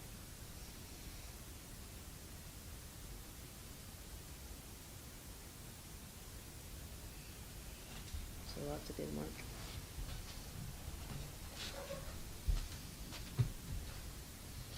There you go. And a report. All right. 2025, 2026 negotiations update. We're moving right along. Yep. Yep. Gonna be talking about insurance here pretty soon. Plans. 2 weeks. Yeah. So we may have to. June 9th. What's that? June 9th, June 9th? next week. Yeah, so I think I had said that was the week, like, we changed the schedule because of me. I'm no longer available that week. Yeah, I was planning on taking the national team to Florida, and now I am. That's a good plan. Well, I hadn't planned on it, but now I am. So So we're gonna reschedule. We leave like. Reschedule, or Oh, yeah. we have an alternative, Well, or an alternate. we Can we did. vote on a new alternate? He resigned. Yeah, we need. We just haven't, you haven't approved him yet. When we do that, we have to designate a new alternate. Oops. So that would have to be on a regular board meeting agenda to do a new alternate. But that would only be the next meeting. Yeah, it's a month away. Yeah. Or, I guess, next meeting. When's our next meeting? June 9th. Nope. So, there was, for some reason, there was. We're gonna a- schedule something in between. I don't remember if it was Nikki or Boss that was unavailable the week of the 15th. Yeah, somebody was leaving. Well, Nikki is Was it Nikki? going to be leaving. Yeah. She's going on vacation. I think it was. Oh. Yeah. I'll reach out to see the week of the 15th. Yep, but not the 15th or the 16th. Just Because I'll an be in hour. Boise. The 17th should work. Is that a Wednesday? That is a Yes. Wednesday. 17, 18, 19. Okay. Yeah, that's, the 15th and 16th would be land board. So, I know I told everybody that I would be getting together this week, but if we can do it on Friday, is that, I mean, if I could look at my schedule tomorrow, so we're not going too far out, is that an option for anybody? If I can, on schedule, if I don't think I can get information together, because you're kind of really on me now, but if there's something, if we can do it Friday afternoon, Fridays are horrible, but that might be an option, since we don't want to go too far out to. Josh, when are you leaving? I don't know, let me click on my wife's notes. It doesn't work, I just thought I'd throw that out there. I believe we're leaving I know, that's all I do is log on, and I have to see if I can break. Monday morning. Oh. Yeah, The 8th? the 8th to Tampa. And then we come back.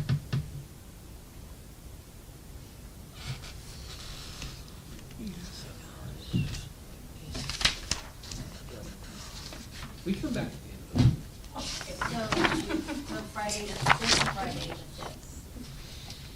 Yeah, I don't have anything on the calendar. I don't know if that works for them, but that just might be an option. for them. I'm They around. don't wanna wait until the 17th.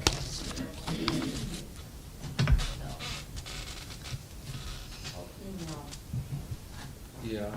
Otherwise, we're going the week of June 17, 18, Yeah. 19.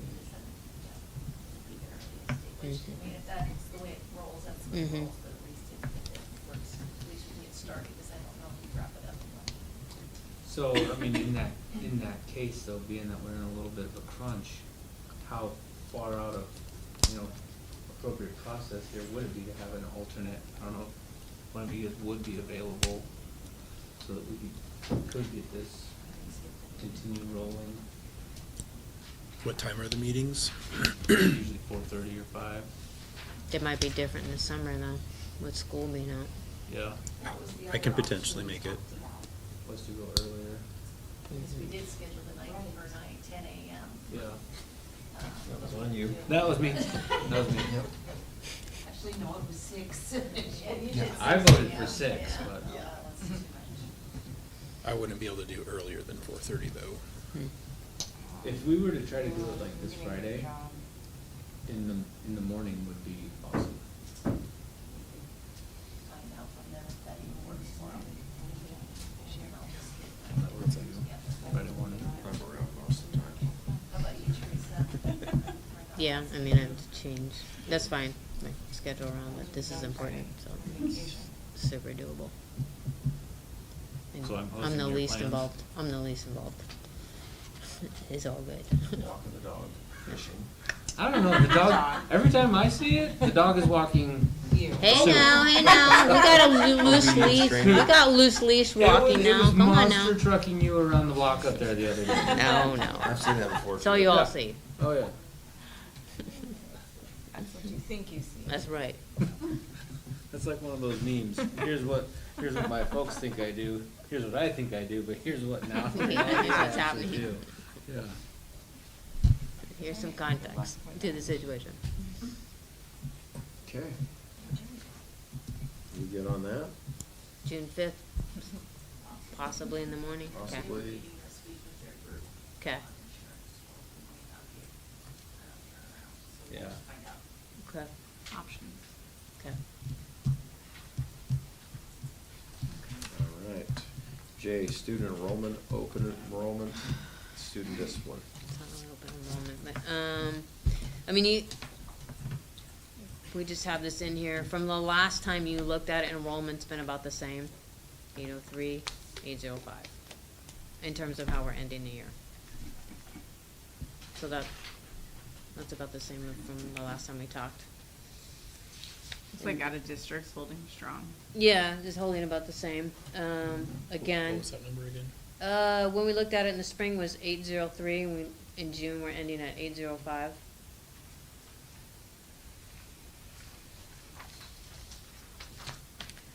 And then I just looked quickly at the overall of the discipline. You'll see some of the areas that we zeroed in on, if you will, or focused on, like disrespect, inappropriate behavior, minor discipline, unsafe or dangerous behavior. The number of infractions that are being recorded have increased, and then you also see an increase in the number of suspensions. Now, principals and staff will take a closer look at that in the fall. One correlation I make is we're tightening up, if you will, on discipline. And then the idea would be, I would think in our student surveys, is kids start to feel safe again because we're holding a tight line on behavior. But we'll know more in the fall when staff and principals have had a chance to look at their attendance data, discipline data by student, as well as the academic data. And they'll have more accurate conclusions. Like, there could be even a reverse to that. Maybe the student data dropped because people feel more picked on this year. Because, it does, I can tell the intensity's increased. Yeah. Because I talked to one of the principals, and I think she made mention in one of our meetings that the prior year, Yeah, that was. the markers, there wasn't necessarily uniform markers for declaring tiers to teachers to know how to escalate disrespect, et cetera, and now it's set and it's higher. Right. So maybe kids are like, darn, they're really strict this year, I don't feel respected, I don't know.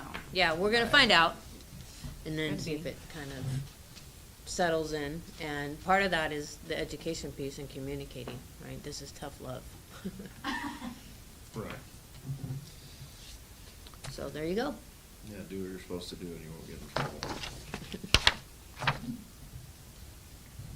And that's what you see with the leadership and the character traits really being emphasized through the academy programs at the elementary schools.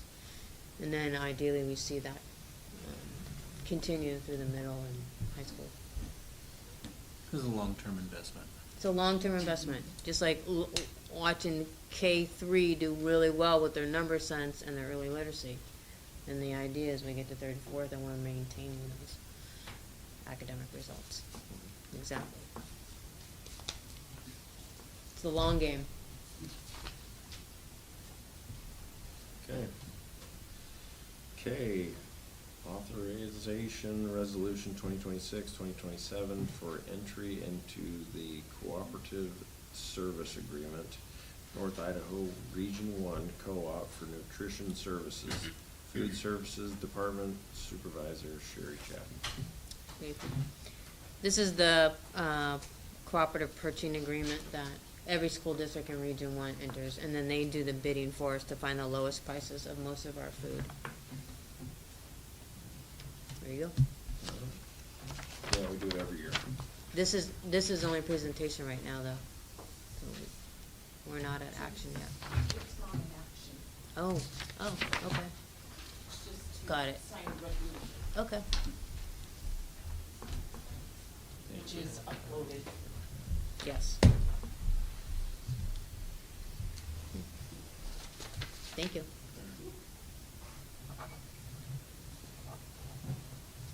I thought we had to wait till action. But then Sherry comes back with, there's some miscellaneous and produce that we have to go out for bid for. That's not in the co-op. Yeah, we buy. You we buy- recognize We get that. a deal for Yeah. a larger order is what it Yes. is. Yes. Pretty much, right? Yes.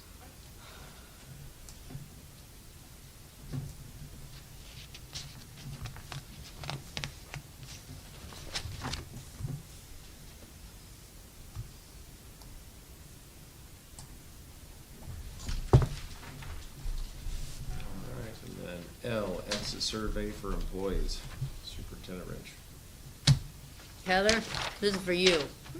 So I started with some questions. It's actually in a Google, but I loaded I guess, a PDF so you could see. Paul's had a chance to see it. It's just here to be able to formally have a discussion on what the exit survey might look like for our employees. And so these are just some questions we can certainly add, take away, reword, however you'd like to see this. Take it away, Heather. I think it looks good. Oh. Great job.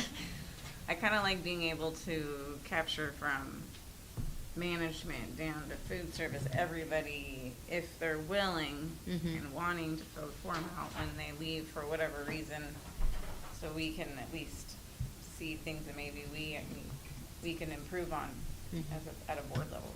Sure. So, So process-wise, how do you guys see that process-wise? Like, you know. So, I know what we do is that when we're either getting to the end of the season and we know there are, some of our folks are not returning the next year. Right. Kind of see it as similar contract periods, right? Mhm. End of the school year, Spring. you know a little bit ahead of time. Just as like that last week that they're on or whatever, like this is part of their, there's Exit. gotta be some sign up Yes, process. Yeah, there's a checkout process, correct, I would see this as being part of that. and like maybe number one on the checkout process. Like you can't move to step 2 and get your final paycheck until this is done. Right, yeah, that's a good idea. and then would we say And to look at the results. intervally or quarterly, I don't know, at some point, look at this in executive and just kind of, or would we be getting them to we don't want them to our emails, I don't know what you guys are thinking, to how we get the feedback, so it's effective. Compiled, to be able to Compiled. look at it during an executive session. Well, It would have to be during Is this something executive we session. can look at? Mhm. It should be, right? yeah, It's because employment. it's, yeah, That's what I was exactly, it's thinking. personnel and employment. Personnel, yeah.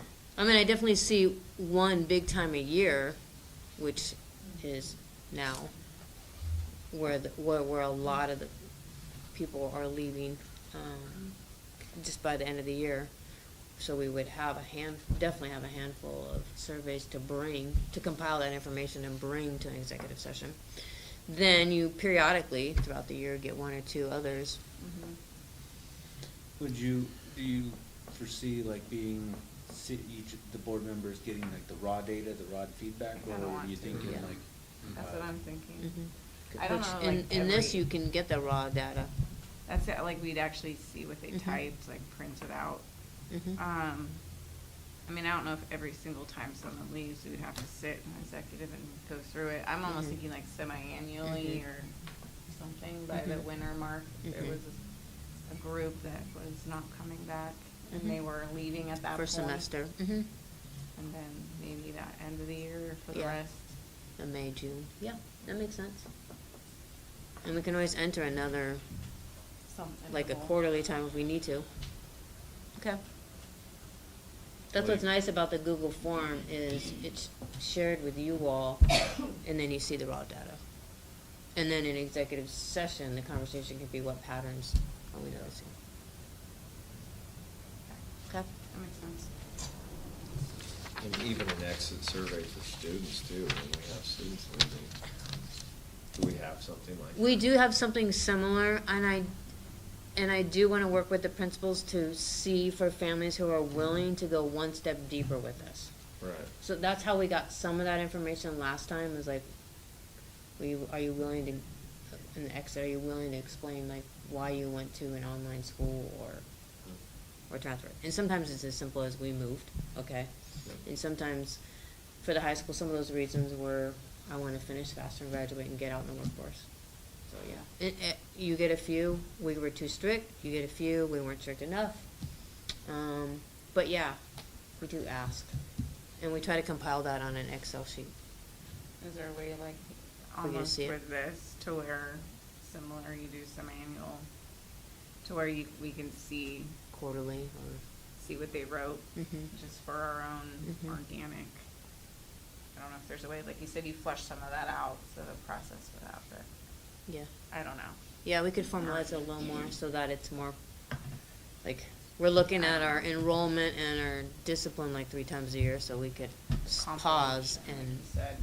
Or even I like how on the 4-day school week survey, how you guys captured actual like quotes. Mhm. So maybe it's not the actual form, but maybe it's actual quotes and maybe puts parentheses, summarizations of kind of how you expanded with them on that. So you can see what they organically said and then kind of where that led. Yeah. And I definitely see what you're this saying. enrollment shifting. I think it's almost like a new day and age, especially in the higher grades, like internet is changing things. Mhm. But being able to keep kids in school if Mhm. we're able and if they're interested is huge. Mhm. So, yeah, I think it's a good idea Yeah. somehow. Mhm.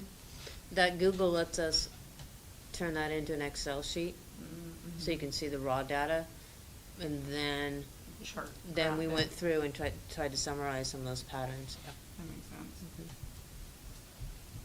Definitely we can do that. I think we need to, so we understand the antecedents, and then some we might not have control over, but there might be some areas where we can make adjustments to keep that enrollment.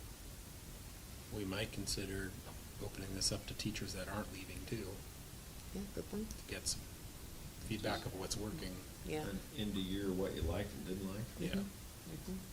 Do you guys, have you guys done like parent surveys or any teacher surveys? Mhm. Haven't we, or I didn't know. Yeah, with the student engagement one, and we shared the student results, but there's a parent one, Mhm. and we can bring those results to you in the fall, and there's a teacher one. I'm curious to see those. Okay. We don't get as many Mhm. of the results back versus having, the students, we have the captive audience. Right. But yeah, definitely.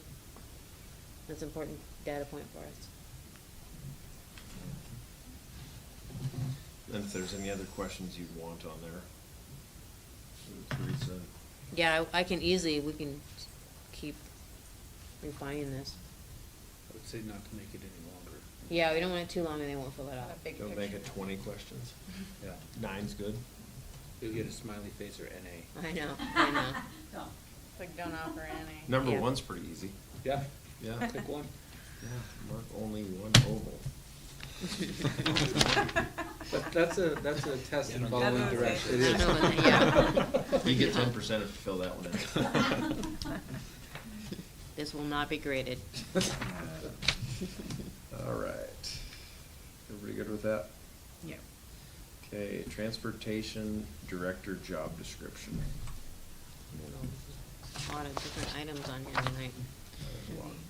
So with the retirement of our manager person, the transportation department has gone through a lot of different organizations, we'll say that. And so with the person in charge now was sort of a manager where I supported the department as the director, and then we also parsed out some of the responsibilities to our accounts payable person into Danette. So now that we have with her retirement, we can start some of that reorganization.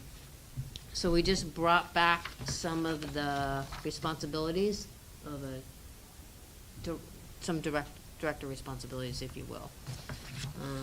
So we just are updating or returning this position back to transportation director. So you see some responsibilities being added back into the job description.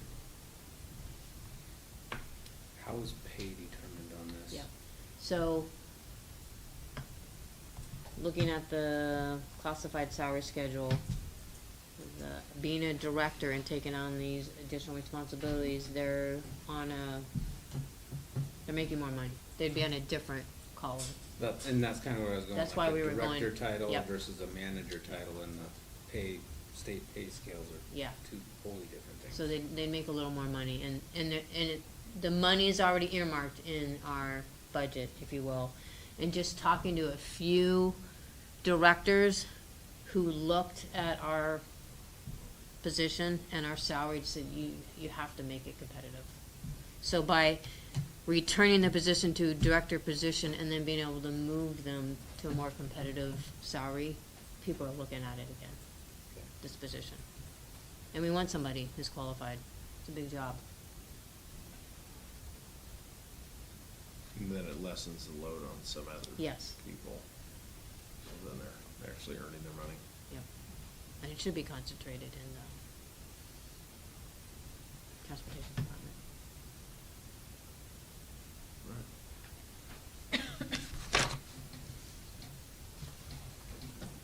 And you'll see more of these job descriptions in another year when a few more people from different departments are retiring and we're kind of doing that reorganization. And I won't say any names. There might be 2 in this room. That motion's already been vetoed. Won't be allowed on the floor. There's another one over there.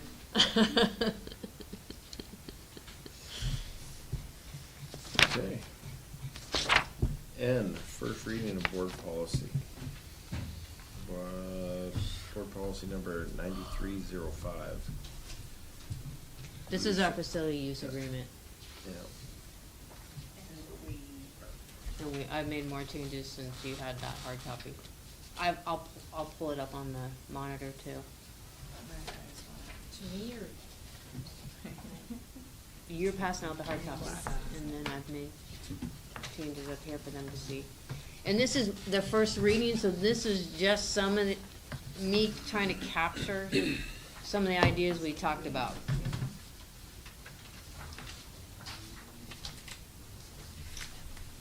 So 2 big concepts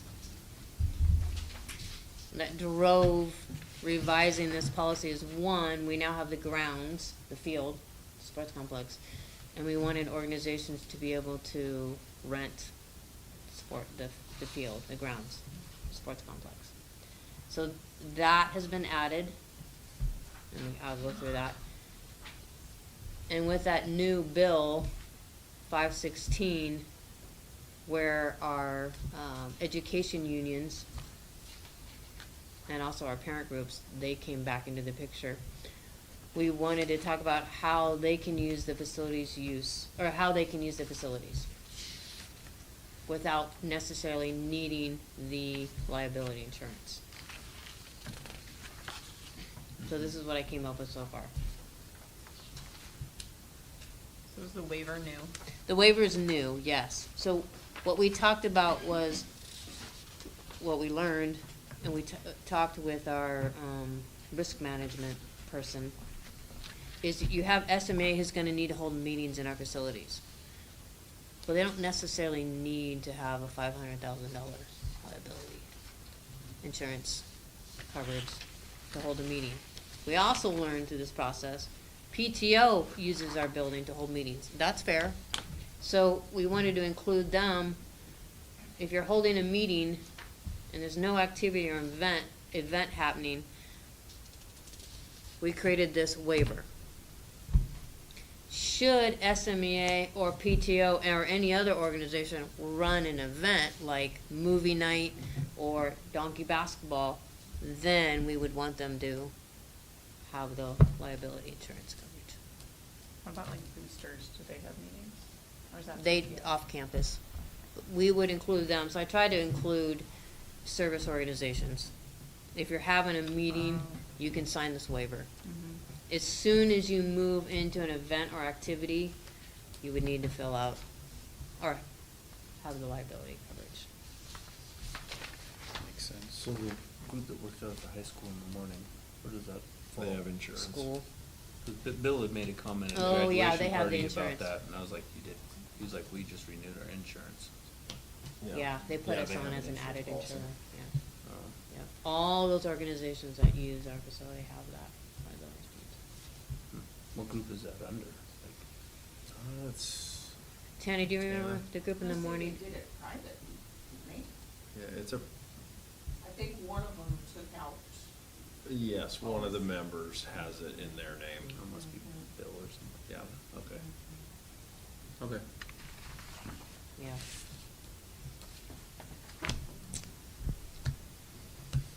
That's good to me. Yeah, it makes sense. You know, why require them to have insurance when they're only having a meeting? Yeah. And, yeah. And they're not making any money off of it either. It's just they're having a meeting, trying to benefit the kids. Exactly. And I think it's fair, you know, Mhm. treat everybody the same. Yep, that's the idea. Whatever we're doing for all the other organizations also follow suit for the Education Association.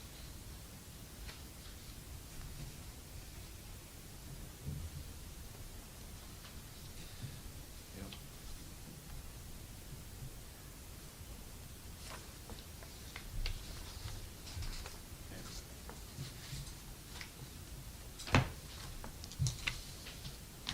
Anybody have anything else on that?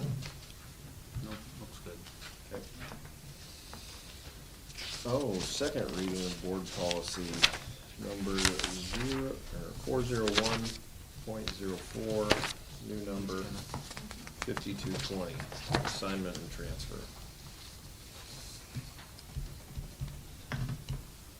You've seen this already. We just made a couple minor changes. If staff want to, particularly teachers, if they want to transfer to a different assignment, that's within their certification. We just wanted to put a little bit of a timeline. It benefits the school district and it benefits us. So we just added a little bit of a timeline. So, yeah. And then we added a little bit of a process. So not a full application, because it's an internal person. Just a little informal interview, so their current supervisor and their receiving principal basically know that the transfer is about to happen. There you go. Yeah, it's good to let the people know that we have opportunities in-house and fill them internally. And the timeline's nice, because otherwise, then we know before we post an interview for the opening, somebody internally in those 2 weeks might want to transfer there. And so we want to give that internal person that opportunity before we start interviewing outside. And then that changes what positions actually open that we're advertising for. So, there you go. You'd think the rest of the state would do something that makes sense like that. We're spearheading this. There you go, we're being the pioneers. I don't know if we really are, but you could say we did. Actually, it I have came a out in question. 1975, Yeah, well, Heather's so it's got a been around for a question. bit. Oh. Surprise, surprise. So, say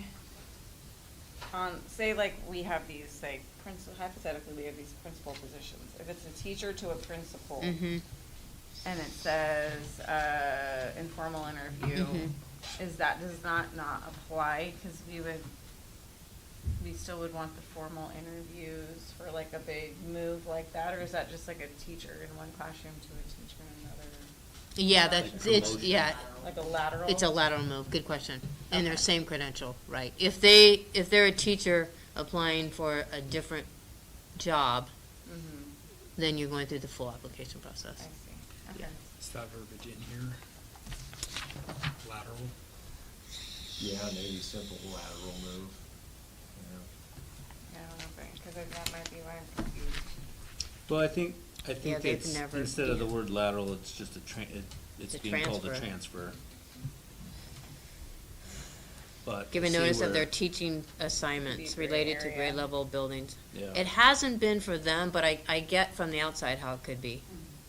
Well, if you get like, you leave down the road, move on, retire, someone else is implementing this, they could say, oh, we don't need a formal interview. Okay. Not realizing it's just for a lateral. Yeah, Type. move from a. Well, you have to have the right teacher to a credentials. principal. Oh, Yeah. yeah, you could, you You might could. just wanna Yeah, put that's fair. something in there. Is Okay. it on the meeting tonight, action? It was, but So that's we okay. would That's all maybe right. wanna, discuss about, if we bring it back, we're, Yep. amending the motion, so. Yep, at we that can do point. that.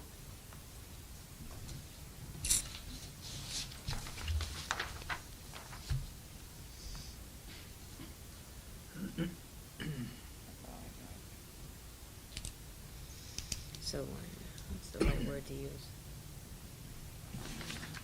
And it still has to be okayed by both supervisors. We have it in procedures, but we don't Yeah. have it in policy.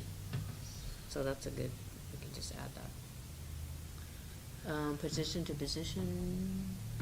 So I guess I just have kind of a legal question on that. Being Mhm. a public entity, Mhm. and that's a position opening, we don't have to post that? We can laterally transfer Internally? internally? Yeah, and then a different opening, then there's really a different opening.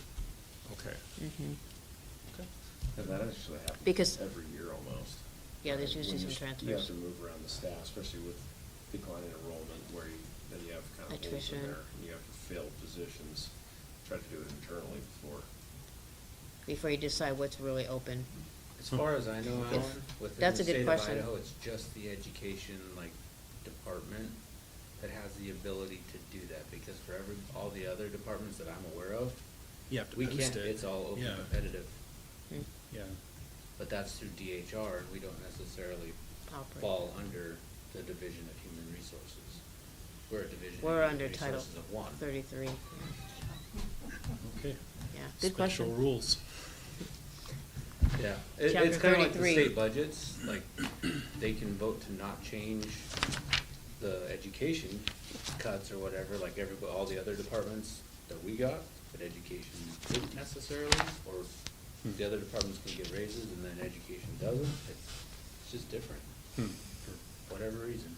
And I think it has to do, it makes sense because because There's of how credential. fluctuating enrollment is, the number of teachers needed versus not, versus it gives You're some still in the movement. field of education, you're still in the school Yeah. district, you have your credential, you have property rights, and then, so you're shifting based on their credential.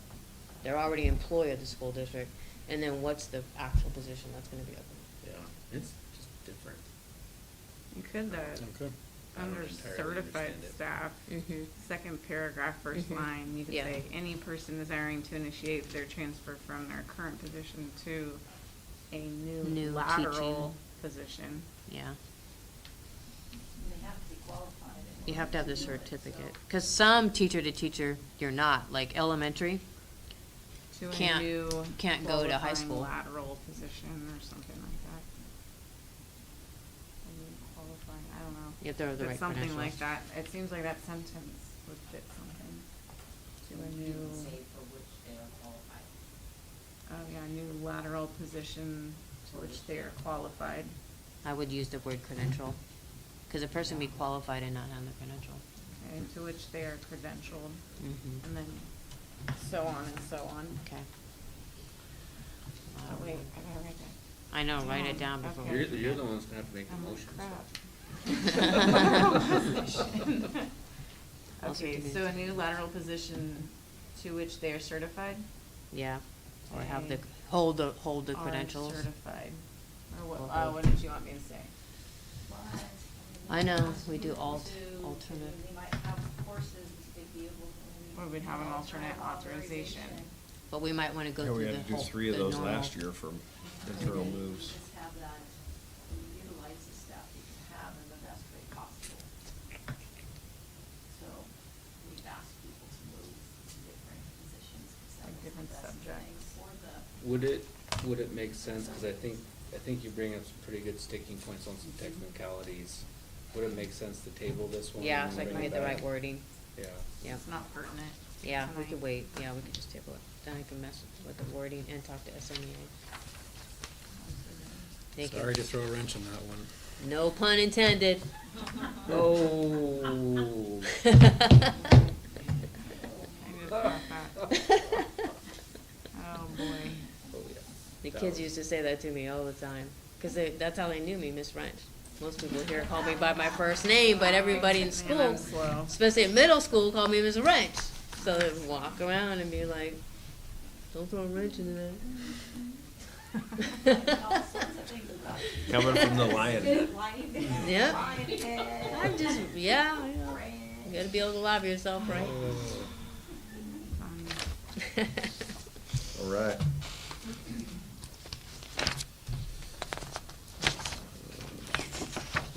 And then, board policy 40104E1. Mm-hmm. Yeah, that's the That's the form. form. We're gonna be able to work on that. Yeah. Is it- Yeah.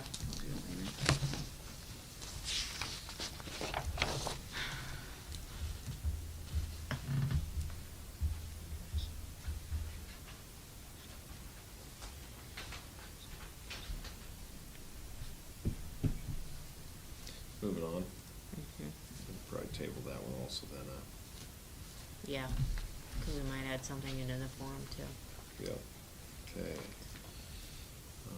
Board request to administration for board development. I know we had a packed year, we had a levy. My request would be, and I shot it down at the other meeting in the early winter, but to maybe send out some surveys, start getting some feedback on 4-day school week again. I personally talked to all the principals, just so I could do my own due diligence, since I kind of was the no on that, just to see why it was 50-50, and it sounds like there was some questions as to schedule, but a lot of them are saying that at this point, they're feeling like we need to rerun the survey. The concern that I'm seeing and I'm feeling is that public education in Idaho the funding is very difficult. Less teachers are coming into the industry. It's getting harder and harder to fill positions, especially when Washington, you can make way more money, even up in some of the northern school districts. And with Kootenai going 4-day, we're now one of the only 5-day programs, aside from like Plummer, I believe. So, and also my concern is I am not comfortable if we are potentially gonna go that direction based on community feedback. I want us to take our time, kind of get it how we want it to be with how our families like it. I'm not comfortable putting out a levy potentially, and then after that passes or however fails, then coming out and saying, guess what, we might want to do 4-day. So I think that this is a conversation that we need to start having and being out front with it and kind of all together. So that's why I was kind of going to request if we can start having this conversation again. Or maybe in a year, depending on how this plays out.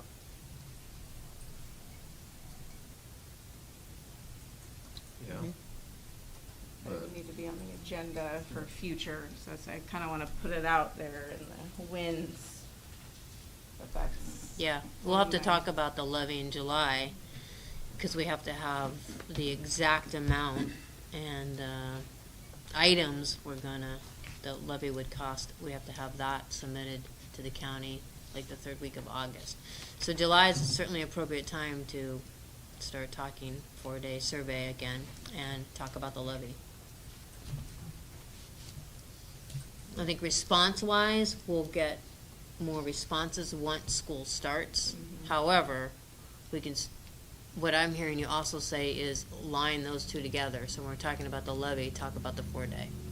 Yeah, because I think the key is like what I'm learning, because I'm kind of a traditional 5-day person. So I'm always going to drag my feet. But there's education shifting in our state, and the key component too is that the instructional minutes tend to not, they don't decrease. They stay about the same. We would need to work on and take the time to build the calendar, the schedule that works, get the feedback, so you're not dropping instructional days and stuff like that. So the levy would still be supporting those instructional hours, that education time.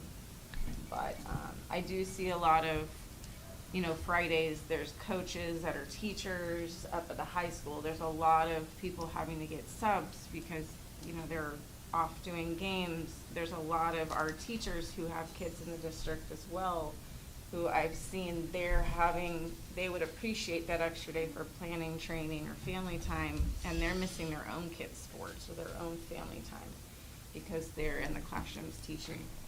And so I'd be curious to kind of have those conversations started and do it early, so our public knows we were not just pulling on a rug from underneath of them, basically.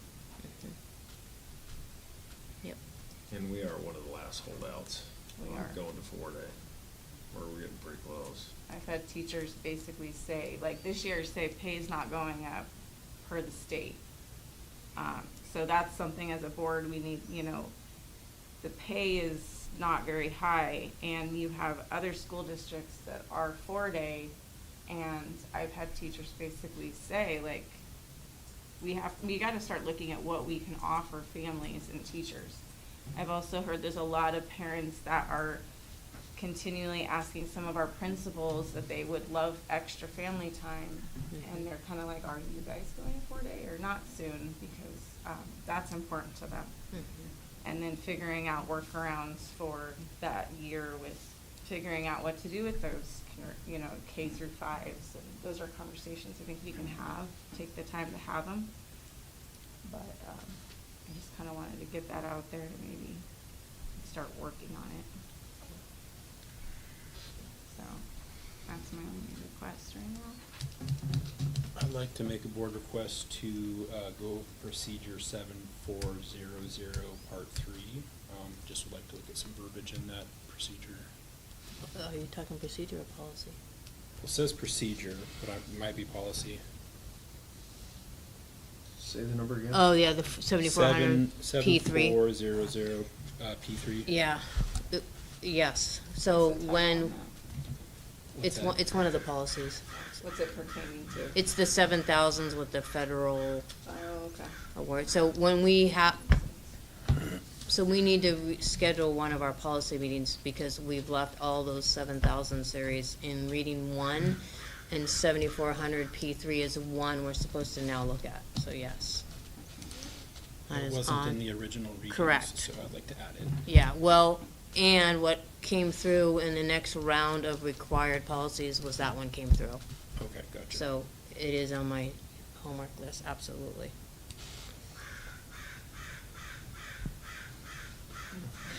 critic. Degrees. That's the alarm for the end of the meeting. Yes, winding down. Yeah, look at that, we're to action items, if nobody has anything else. Okay. Review and consider motion to approve the 2026-2027 budget. So moved. Can we, I had one question on that. With the utility. It's really time to end. The options that we had talked about. Yeah. I just wanted to make sure that we were For the- we were finalizing. The projects? Yeah. Yeah, I have them right here. So, it was about 100,000, and that was for the sewer line, drainage, the maintenance shop roof, water tank seal and valve, intercom system for the lower level of the high school. And on hold was the water booster. Then so that was a little over 100,000 out of the plant facilities. And then for equipment and vehicles, it was look for the athletic van and purchase the lawn machine with the accessories. And that was another 100,000. Okay. So that keeps our plant facilities at 500,000. I don't think Joe was at our last meeting. I just wanna make sure you were aware that. Yeah. We were looking at We proceeding met and followed up with that, so, yeah. Okay. I think that was our option C. Option 4, 4? or maybe Maybe, yeah. lost track. Yeah. Could have been D for the last one, Okay. yeah. Yeah, I just wanted to make sure that was out there, but Alan made the motion, I'd second. Okay. We got a motion, a second. Any further discussion? All in favor? Aye. Aye. Motion carried. Yes, yes.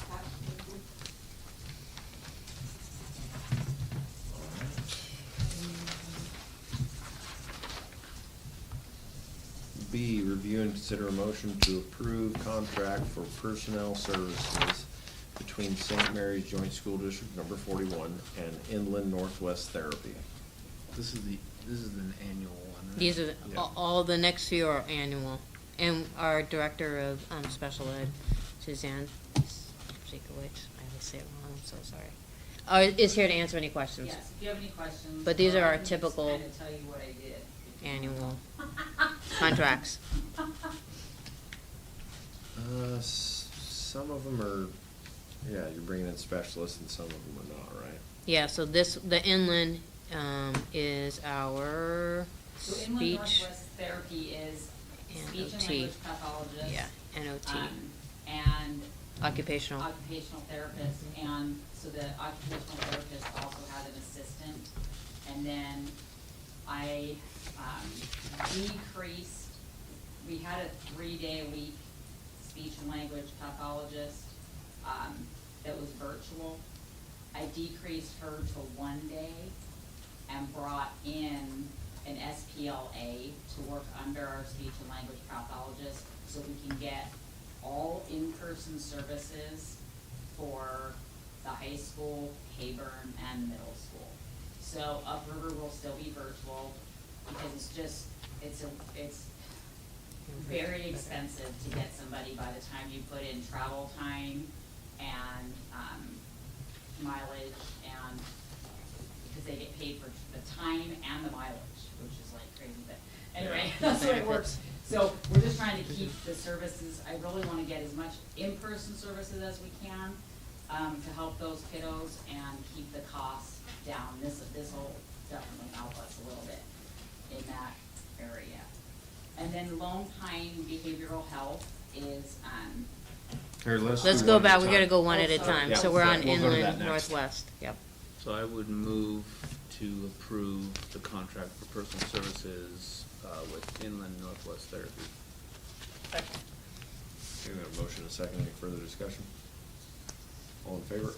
Aye. Aye. Motion carries. C, review and consider a motion to approve interagency agreement between St. Mary's Joint School District Number 41 and Lone Pine Behavioral Health LLC. okay. Okay. And Lone Pine, we have a gentleman that comes in and works in the schools, to provide counseling to students. And that is, per parent request, or the teacher can make the request, but we need parent permission and consent to do that. It's no cost to the district. Yeah, no cost to the district at all. He's been tremendous for some of our, he really did a good job. This is the annual contract again. Okay. Just renewing the contract. I would move to approve the contract between St. Mary's District 41 and Lone Pine Behavioral Health. Second. Okay, motion is second. Any further discussion? All in favor? Aye. Aye. Motion carries. D, review and consider a motion to approve memorandum of understanding between St. Mary's Joint School District number 41 and Sunshine Speech Services LLC for the 2026-2027 school year. And this is the one that Suzanne talked about, that was 3 days a week that we're dropping to 1 day a week. Okay. I would move to approve the MOU between St. Mary's School District and Sunshine Speech Services. Second. Okay, motion and a second. All in favor? Aye. Aye. Motion carries. Thank you. Review and consider a motion to approve memorandum of understanding for in-depth and/or NOT program between St. Mary's Middle School and American Lung Association in Idaho. This is a continued MOU, if you will. It's no cost to us. It's the program that the middle school implemented this past year to train some of our teachers to work with some of our students, both on the, if they get caught vaping, you got the consequence side, but then they also wanted to have the intervention. Is this the one with the stipend in it? Yes, Nikki Huddleston and Nancy Bechtel. Yeah. After they received the training. Is it just geared towards the vaping or also like smoking or? Smoking, yeah. It could be nicotine. It could be HTC. Just addiction, really. Yeah. So, well, hold on. 3 different levels that the kids go through. Susan Bauer, this talks about speech language. That's back on the Sunshine one. Did I? You just approved that one. Aha, I didn't click the button. Yeah, I clicked the same thing and Yep. I was like, that ain't right. Yep. Yeah. Okay. So I would move to approve the MOU between St. Mary's School District and In-Depth and the NOT program, American Lung Association in Idaho. Second. Okay, we got a motion, a second. Any further discussion? All in favor? Aye. Aye. Motion carries. So, F, review and consider a motion to approve the transportation director job description. Make a motion? Second. Okay, we got a motion, a second. Any further discussion? I do have a question. Okay. What is the difference in pay between the director and the manager? Roughly 50,000, and now, depending on how many years of service we would recognize, it could be anywhere from 60 to 68 to a little bit over 70. So right now we recognize 10, so that would put her in this, him or her, into the 60-ish thousands. But I think when we're in negotiations, we're gonna talk about adjusting the classified salary schedule to recognize 15 or all 20. Okay. So what kind of an increase is that? That would go anywhere from 68 to 70, I think, What did the job 75-ish. pay before? As a manager, Yeah. 50,000. Yeah. Plus we So- had plus we had another assistant, so together it was about 80. Right, so. So we're still under that. She was budgeted at 50, but she didn't quite make 50 on the salary schedule, but I put it at 50. The budget was up. The budget, but So this makes money sense. So you're paying one person a little bit less than you were paying the two, and then benefits. And you're finding somebody who- Decrease overall. Yeah. Okay. So I think there was a motion and seconded, Yeah. right? Yeah. So any further discussion? All in favor? Aye. Aye. Motion carries. And then G, review and consider a motion to table board policy 5220, assignment and transfer. I would make that motion. Second. All right, all in favor? Aye. Aye, motion tabled. And H, review and consider motion to table board policy 5220-F1, request for transfer. I'd make that motion as well. Second. Okay, we got a motion, a second. All in favor? Aye. Aye. Motion tabled. And then I, review and consider motion to adjourn. So moved. Shit, beat me to it. Second. All right, motion, a second. All in favor? Aye. Yeah, I was waiting for that We're one. adjourned.